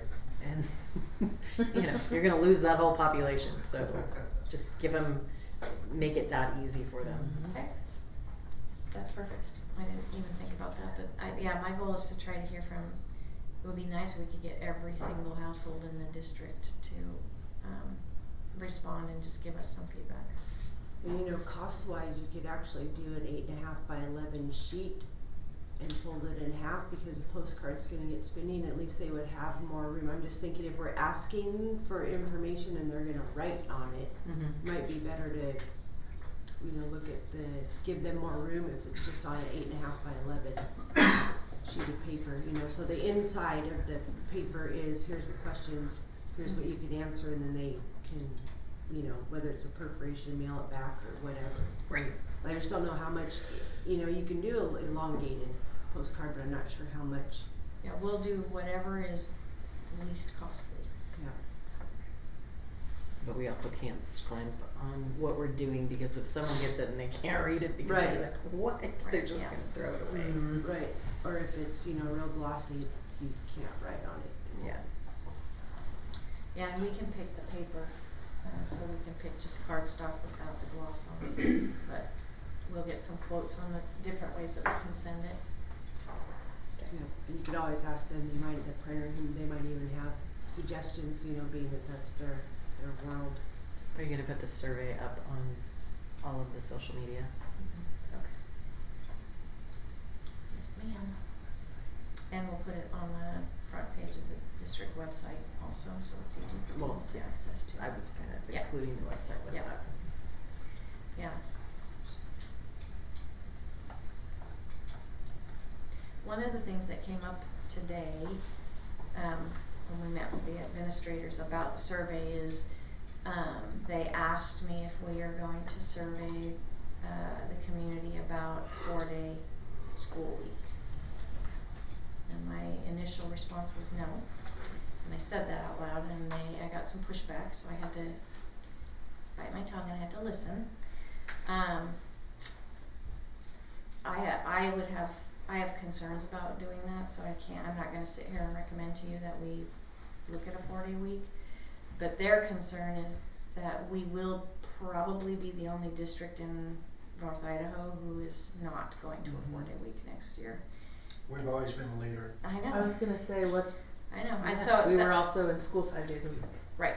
They're worried that we're gonna lose teachers to school districts where they can go and make the same amount of money, work 4 days. Just so you know, my concerns are, well, one, and I shared the letter from, I think I shared the letter from Debbie Critchfield about, did I share that with you guys? No. I thought I did, so I will send that to you. She sent us a letter and basically said, shame on you if you're thinking about doing this and you're not doing it because it's what is best for kids. And I'm struggling with finding the what's best for kids in the conversation. So this conversation right now is not gonna win me any points with anybody in our district who works for us right now. But the things that I'm thinking about are, one, we have to double route our buses because we don't have drivers and we don't have the buses. So if we increase our secondary day to get out at 3:10, because we have to get the hours in, that means they're not picking our elementary kids up from school until 4:15. which means we have little people walking in the dark in winter on icy roads. I have a major concern about that for safety. You also cannot take the hours that we have on Friday and fit them into add those hours into that 4-day week and not have kids going home really late. Even, Post Falls only added 2 hours of time across 4 days for elementary people, but they lost 5.5 hours of instruction, so you can't get that back. So that's a concern. I am a little bit concerned about losing, and it's gonna be our new people, it's not gonna be our veteran people, because they would lose too much to go somewhere else. So we could become a training ground where we put a lot of blood, sweat, and tears into young teachers, and they get really good, and then they go off and go to a different district after 5 years, and there's no loss for them. So that is a potential for us, but that's always been our reality because we're so close to Washington. I don't see that changing. So unless you want me to survey the community, which is I guess what I'm asking, I would say don't know. yes. I think you need to survey the community Yeah. because we serve at their desire. I mean, what do they want? If they want a 4-day school week for whatever reason, we need to hear that. On top of the fact that we're still, figuring budget stuff out. So, it may be beneficial to have information. So can I add that to the survey? Yes, I would ask, do you support a 4-day school week? What? I was just thinking to myself, Okay, I was just thinking about sports. well, sports are still on Fridays, I'm Saturdays. saying, But you're doing a 10-hour day now, right? Right, so it's exhausting So for. then 2 hours after that, Right. Practice, so then you're not getting home till Late. 7. right, and on game days, because we're playing other schools, and if we're still starting at 3 o'clock or 2:30 or whatever, our high school athletes are actually missing more instruction than Right. they are now because they're leaving when they currently do, but the school day is longer, so. Okay, I will put that on there. Okay. And we'll see what they have to say. For the record, I'm not in favor of even surveying the issue.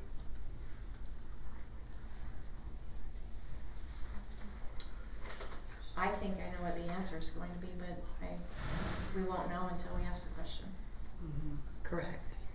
And this is an action item, I but I'm not really sure why we need to take action. I wanted you to weigh in on the questions that we're asking, so if you, based on the input that you just gave me, if you wanna.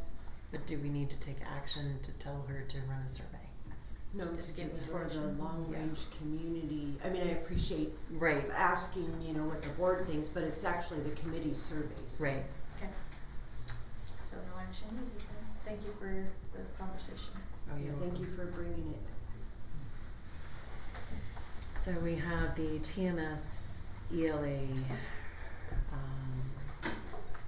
hate when it does that. Research project. Pops up, makes everything go away, it's really crazy. So it looks like we have a teacher requesting permission to use, writing scores. She herself is, I guess, doing the research project on students with their writing specific to, I'm really tired. Expository writing. Do we have any conversation on the project she wants to run? The initial scores are scores from regular testing of some sort.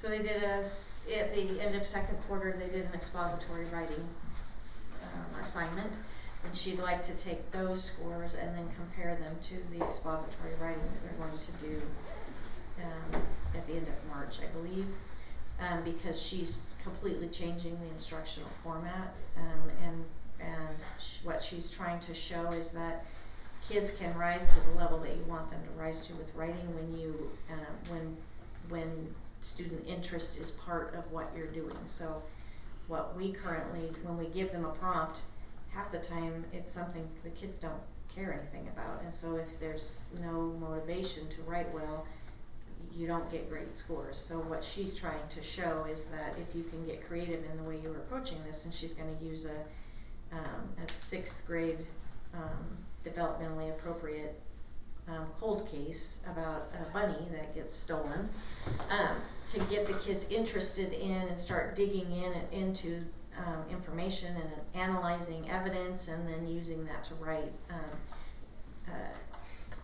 And she's doing this because she believes really strongly in how she's going to present this writing, and she wants to actually present this at a national conference. So that's what she's working toward, which is why she's asking permission to use the student scores.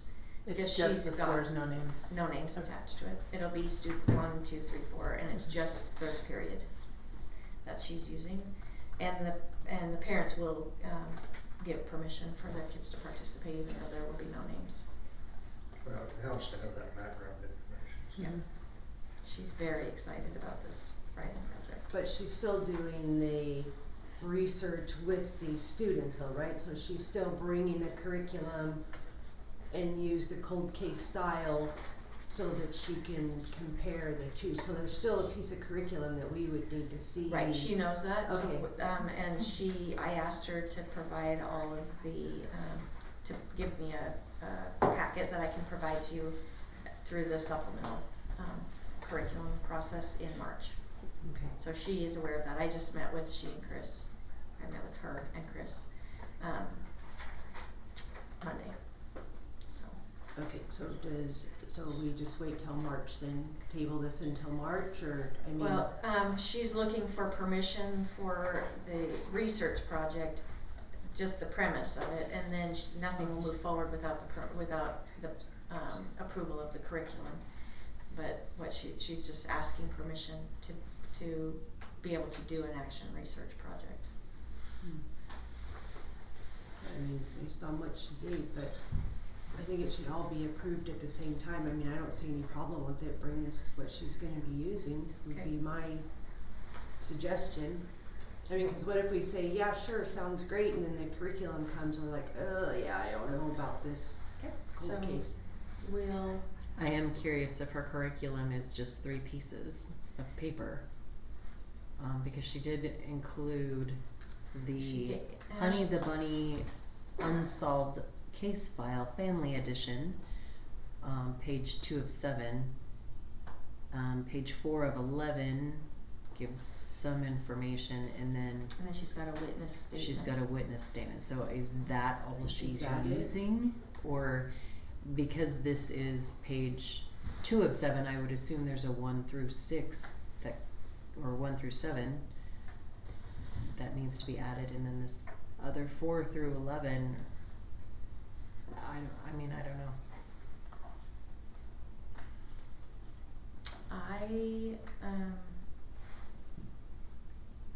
I guess I'm gonna have to go back and check with her, because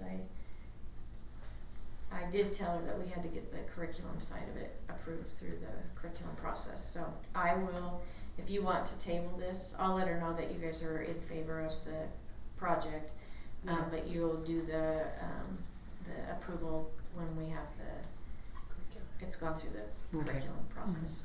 I will let her know that. So I will make a motion to table the TMS ELA research project. Move to table. Second. We have a motion and a second, actually 2 motions. But all in favor say aye. Aye. Aye. Any opposed? Hearing none, the motion carries. Moving on to the soccer field flagpole. So I have done a little research, Chair Thompson. Okay. When the flagpole was donated, the principal at Lakeland High School met with Mr. Ferriola and asked about getting the flagpole installed at the Rotary soccer field. Sunrise Rotary Field. And, Mike felt like there was nobody on staff who felt comfortable, with this project. They just wanna make sure it's in there right, it's not gonna fall over on somebody. And so, Mike reached out to a contractor to get a bid, and it came in at $6,000. That person who gave that bid came back to Mike and told Mike that, he will donate his time and equipment, and he will do it for free. So, I'm not sure where we are in that process, but that's where we are, is that this company's gonna install it for us, and it will be donated. Alright, then, cause what was brought to me was that we have a flagpole and a flag that was all donated, but, it's been a year and we still have no flagpole on the soccer field, which there's a statute that says you have to have a flagpole on all school grounds. So my point in bringing it forward for action is I want to take action to ensure that that flagpole is erected prior to the start of fall soccer. So And where is this at? on the soccer field, Over here beside over here McDonald's. behind. Everybody's pointing in different directions. Where are we? Yeah, it is Really over technically here. that way, but I am directionally challenged, so I just get in the car and it takes me where I need to go. And it is It does. It's like magic. It is the school district's property? Yes. Yes. Okay.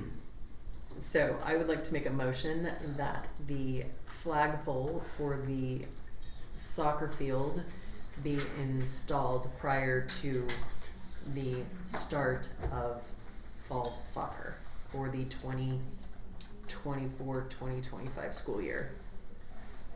I have a comment before we get a second on that. Okay. That this is the first time it's come to the board.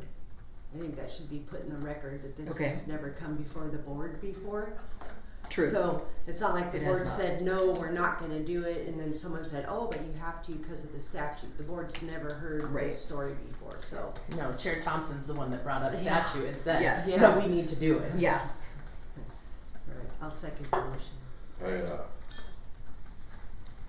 If they don't feel comfortable digging a hole and pouring some concrete in there, then maybe we need to get some new maintenance people. You and I'll do it. Yeah, exactly. It's ridiculous. I don't feel comfortable. Your maintenance, do your job, or find another job. Such crap. Did you get That's all I that? have. Got that, yep. Okay. All right. Thanks, Dave. So we have a motion and a second. All in favor say aye. Aye. Aye. Any opposed? Hearing none, the motion carries. Up for discussion is the LJSD library. We have a draft of the library book review selection process. I am a little concerned about the policies that are identified on here because once again, they've never been brought to policy committee. They've not gone through their processes, and some of the policies that are cross-referenced on these policies we don't have. So to me that's a bit Are you problematic. talking about 2500 library materials? Is that what you're talking about? And 2510 and 2510P. Lynn put those on there, so I would be surprised that she didn't. They haven't come through policy committee yet. And so they're not in our policy manual? Well, we have the 2500. Okay. And we have 2510. We do not have 2510P, but the cross references that are identified at the bottom of the policies, we don't have all of those. Okay. I did look through those today because I'm like, wait a minute. So, I remember seeing these. so Lynn just is putting this together for you because we're watching the legislature and we are going to end up with a library bill that is gonna become law. And so she is trying to get a little bit ahead of ready for July 1st, because when this goes into effect, all three of the laws that they are looking at have elements that are in here. So we will have to clean it up a little bit once we know for sure which law goes into effect, but one of them will. And they all talk about the selection of library materials and process that we're gonna go through if somebody wants to, or, contest the library book. So I think Lynn's just trying to get something in front of the board so you know that we're working on this, because this is going to be a lot of work, and part of it, it's not just our public school library. The other part of it is our classroom libraries. Right. And so it's going to be a lot of work, so she's trying to just get a little bit ahead of it, so. Well, and I appreciate her taking the lead on this. I know last year we were talking about the fact that we need to do something because parents were wanting it. I am a little, I would like the genres that are listed on this under item 5A3 to mirror what is on the opt-in form, because they do not. We're missing some genres, and I'll double check. Yeah. Double check that. I guess I have a question on that. Would it be more appropriate if this came to the policy committee and they could sort of work through it and then bring it back to the board? well, with respect to policies, yeah. Are you thinking Well, I for mean, the This old is document? more the implementation side of the policy, so this is like the The protocols. procedure. Yeah, which would still be Oh, part of review the and selection. policy committee. Okay. So, that's where I'm seeing it at, yeah. And if maybe next time, I appreciate all the work that she did, and maybe next time when she submits, just that little overview, you know, like everybody else, when they submit, they give a little synopsis of what this is, kind of thing. That would be So you great. have and some then we can- background knowledge. Yeah. Yeah. Yeah, but yeah, it looks, you So know. one of the things that is on here, just, for the community, we've had a lot of parent concern about using Scholastic, for book fairs. And you'll see that, oh no, that's library book review sites. Point 2 at the bottom is awesome. There you go. Yeah. The book fair options, we've given them 10 or 11 there that are not Scholastic, that, taking into consideration just that some of the feedback we've gotten. Yeah, I think that's great. So, That's an awesome start. we've been working for a year with our librarians on getting ready for this, and so, again, there will be some tweaks, because we'll have to make sure that everything that the new law has in it, we're addressing, but, just based on what we're seeing, this is what it looks like right now. So we're not taking any action, it's No, this is informational. just a discussion item. Yeah.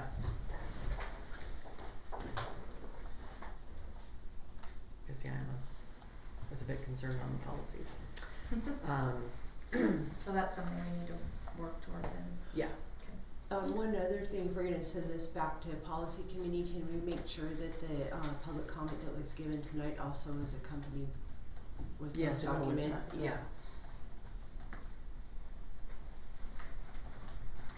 Seems fair. Okay. The next,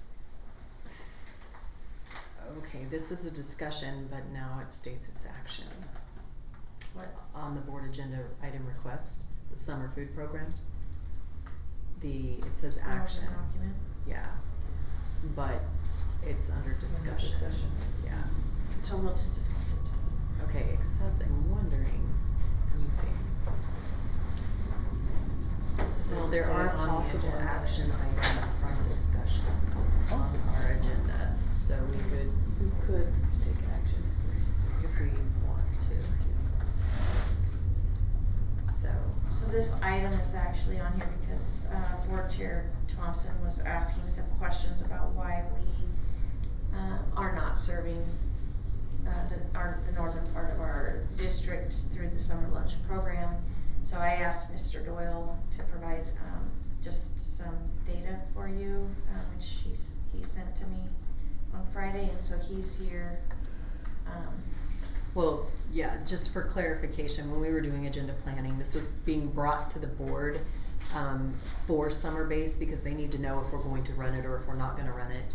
And in that conversation, I said, I'm curious why we are not running a lunch program up north.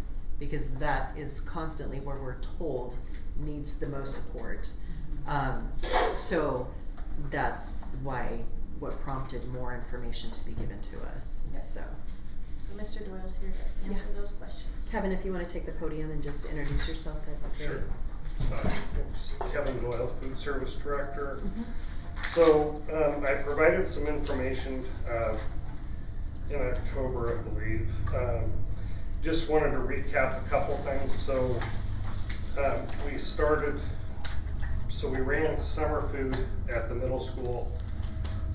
We started in 2014. We did that 3 years, and then in 2017 added the northern sites. So when we first started in 2017, we did the community center for a couple days a week and the park a couple days a week.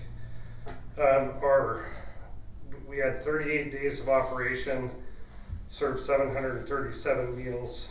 So this would again would have been the summer of 2017. Our average daily participation was 19 lunches.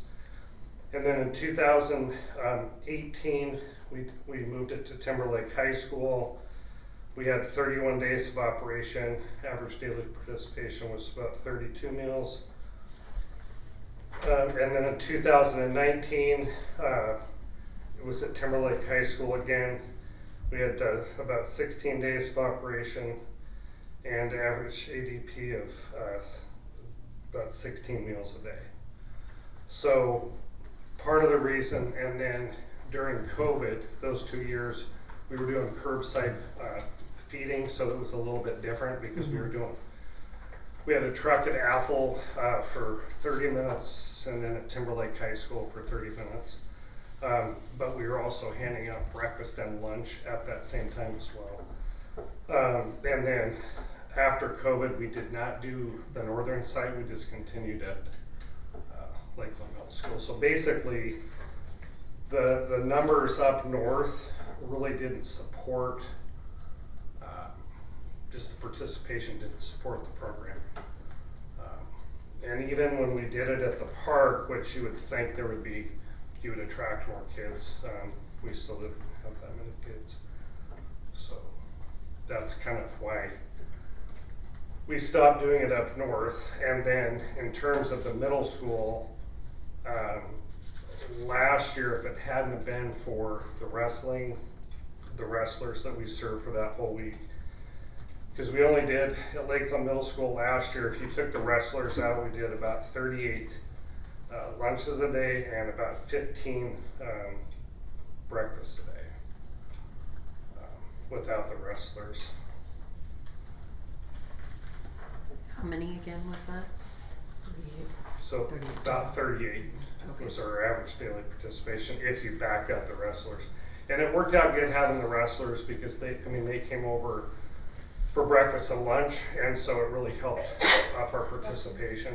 Plus we served them, we had about $9,000 or $10,000 in catering that week because we served them supper over at the high school. But in terms of the summer program, it's just the numbers really weren't high enough to support continuing to do it up north, at least in the way we've done it before. And the reason that the conversation started and why I brought up base is Kevin came to me and said, if we're not going to have summer base even here, he wasn't sure that continuing to do the summer food program at Lakeland Middle School was cost effective either, because then our numbers were way down because we weren't feeding our little people at base. What are our base numbers though? I mean, Casey, we didn't run base last year because we couldn't staff it. Casey is working with her staff and feels really confident that we can fully staff summer base. So she would like to be able to run summer base at John Brown.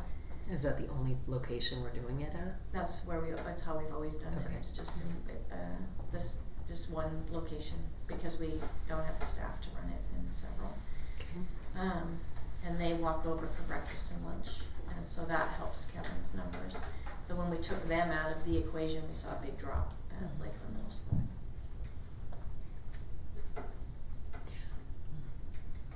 What funds the summer food program? It's, well, reimbursement, basically, so the reimbursement we get for breakfast and lunch is what funds the program, so if we don't serve a certain amount of meals per day, then we don't, we can lose money in certain situations. How many meals a day do we need to serve in order to, I guess, break even? So I would have to run those, cause it really would depend on the type of, if we're doing congregate feeding and we're doing breakfast and lunch, then you'd have to have somebody at least, well, for that span in the morning to get the truck, supplies, take to the junior high, serve breakfast, get ready for lunch, and then serve through the lunch period. So I could figure out a break even number if that's what you'd like. I think it would be beneficial. I am really bothered though that we're not running it in the north when all we ever hear is that's where it's needed. And I appreciate you providing the information from the prior years and that we just sort of stopped it because of COVID is what I'm hearing, which may not be accurate, but that's what we continued through COVID, but it was a different type of feeding. So no, I understand that, but we never went back to right providing afterwards, the correct. summer food program after COVID. Right, yeah. And I guess I don't understand, what was the number in 19 up at Timberlake? 16 average daily, 16. It doubled. It was 16 at the park and the community center, and then it was 38 when they moved to the school. It was 32 in 2018 and it was 16 in 2019 at Timberlake High School. So it was a 1 year drop. Yeah, and We we were, we didn't look at it. and when we did up north, we only did lunch. We did not do breakfast because of with congregate feeding, you have to have a specific time to serve those kids. So it didn't make, the breakfast numbers just wouldn't have carried it, so that's why we just did the lunch only up north where we do breakfast and lunch over here. So what were your numbers again? Can you tell us again? So maybe I didn't hear that correctly. Yeah, so we served in 2017, which was the first year of meals up north. We served 737 meals. And the then, average? Was 19. And that was at the community center in the park, did you say? Right, so we served a couple days a week at the park and a couple days a week at the community Okay. center. Yep, okay. And then in 16. 2019, we served about 993 meals. Average daily participation was 32. Yep, and that was when you moved it to the school. That was to It Timberlake almost High doubled. School. Yeah, it did double. Bumped up. Yeah, that's what I'm saying. But then did it bump down before you stopped? And then it went down in 2019. To, what was the average daily on that one? 16. So up north, we've only done the community center in Spirit Lake, or Yeah. It was, and then the park in Spirit Lake and Timberlake. We've never gone into Athol. correct. Okay. Except during COVID, and we had a truck Right. there for 30 minutes and handed out. Okay. Well, it would be interesting to know at each site what the break-even numbers are, so that, Yeah. because the Well- board obviously is concerned about the northern part of the district, so. I just feel like we abandon it during the summer, and that's probably where we don't want to abandon. So there's something that just came out too, and Jessica and I are going to a summer training in March. But there was something that recently came out about rural designations in summer meal programs. So if that location was designated or qualified as a rural site, then potentially you could move away from the congregate feeding regulations and go more towards possibly a similar type of service that we were doing with the grab and go. I was gonna say, is that ever an option? Not during COVID, yeah. Yeah. Jessica Grantham, CFO. So looking at it this evening, all of our sites would be designated as rural, other than our sites here in town.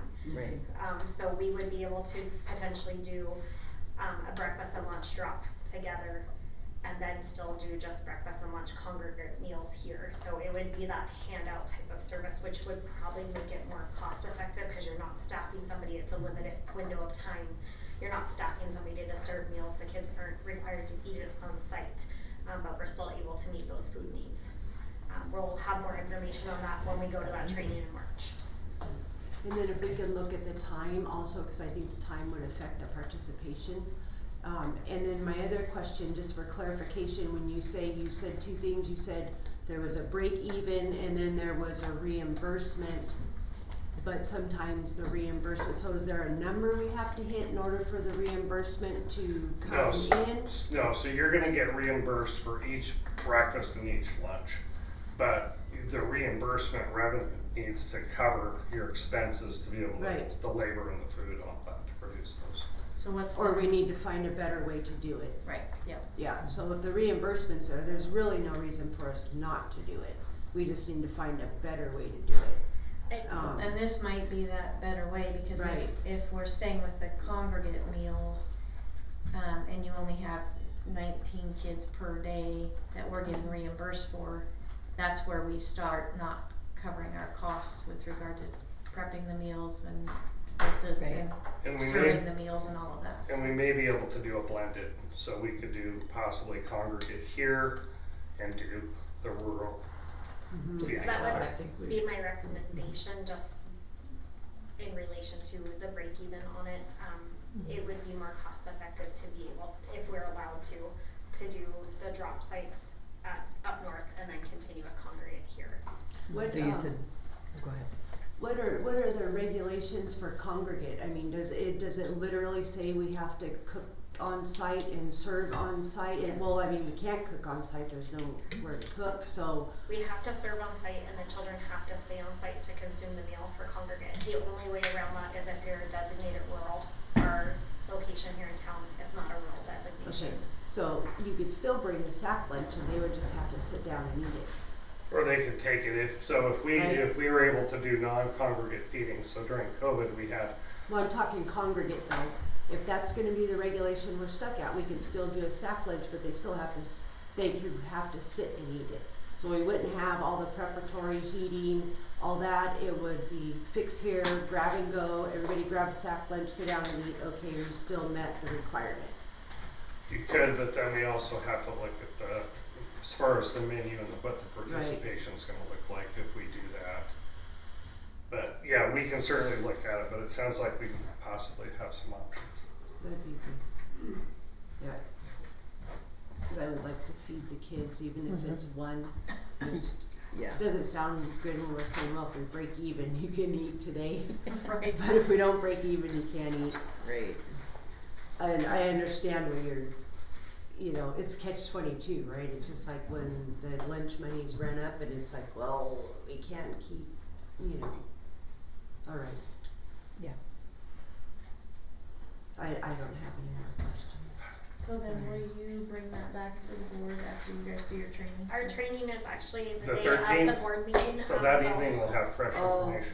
But it wouldn't be prepared information, it would just have to be a discussion at that point. Otherwise, I can bring it to the April meeting, as an action item if you would Perfect. like Well, to. and hopefully then we would know more about the base Yes. as well, so Yeah. that may. Casey is, planning to survey parents to see interest for, summer base as well. The staffing is good, we just need to make sure we have participants. Okay. Oh, I think you'll have participants. Yep. I think it's just staffing that's an issue. All right. Thank Cool. you very much Thank for you that both. information. Thank you guys. Moving on to the winter drug testing. My only question is, why are we notifying parents? at Timberlake, but we're not notifying at Lakeland. I think Lakeland didn't have any negative or. They didn't have any positives, and there's no parents to contact. So we only notify on positive? Yeah. Okay. They all sign knowing that their kid is It gonna has be the drug potential, tested. okay, that was my only thing, but, kudos to, Lakeland. Mhm.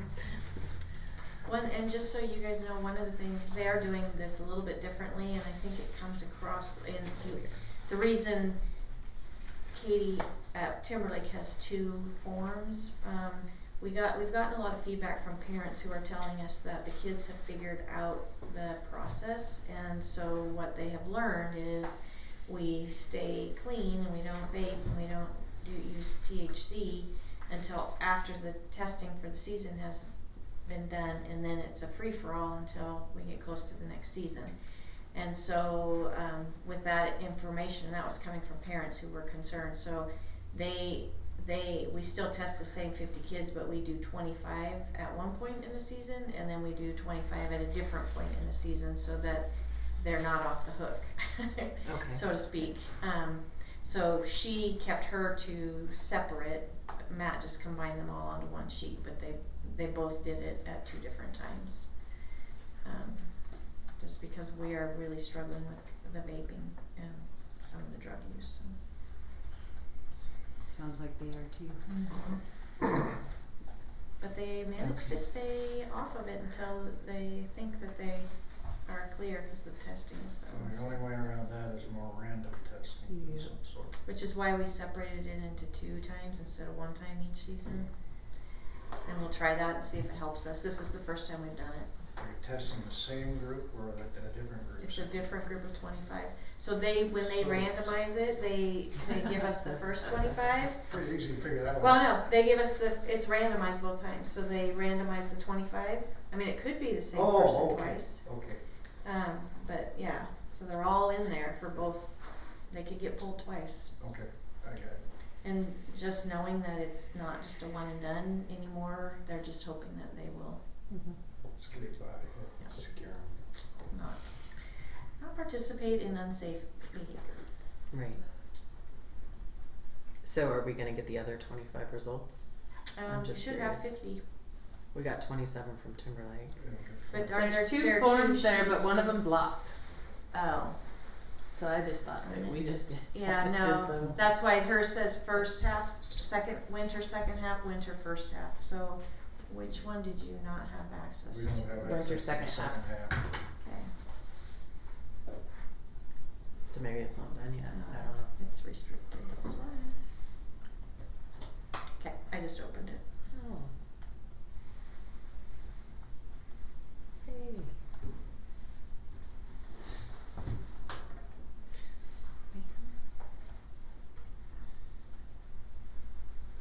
Bummer. Alright. They've got a nice selection of, I mean, it's a pretty broad range of activities that the kids are participating in who were tested. So we have FFA, cheer, FCCLA, pep band, leadership. You gotta get out of it and then go back into it and try it. Still much work.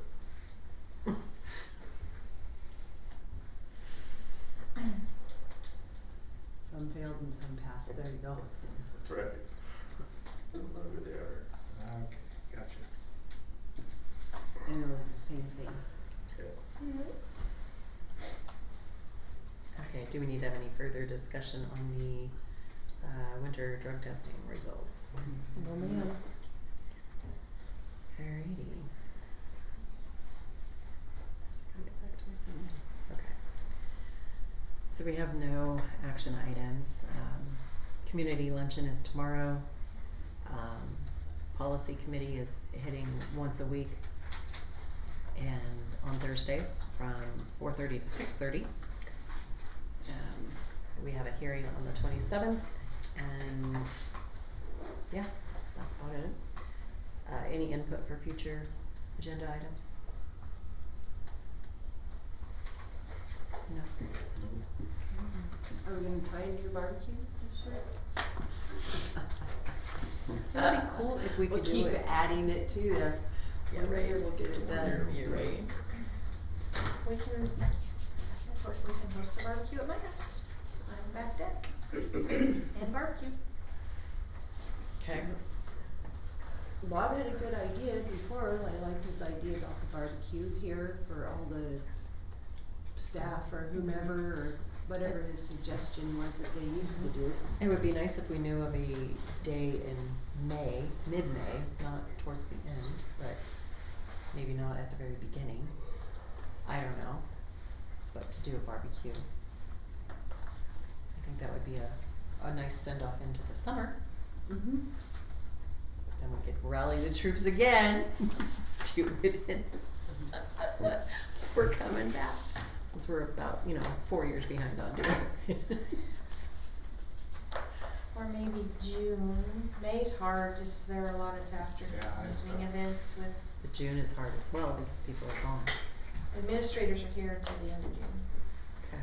We used to do it in August as a kind of a kickoff for the year. We were supposed to do it this year in August too, but that didn't happen. Didn't happen. So either one, we just have to lock the date in so we can put it on people's calendars. Right. Why don't we have further discussion? You can mark that down. Yeah. Something to discuss at the next board meeting in March. Okay. Come with ideas, everybody. Yeah. Well, on that note, I do need Yeah, right. a motion to enter into executive session pursuant to Idaho Code 742061B and D. So moved. Second. We have a motion and a second. We need a roll call vote. Chair Thompson, Yes. Vice Chair Bain, Yes. Trustee Grissom, Yes. Trustee Quimby, Yes. and Trustee Jones. Yes. We will be taking a 5-minute recess before we lock the doors. Yes, we will. To rental.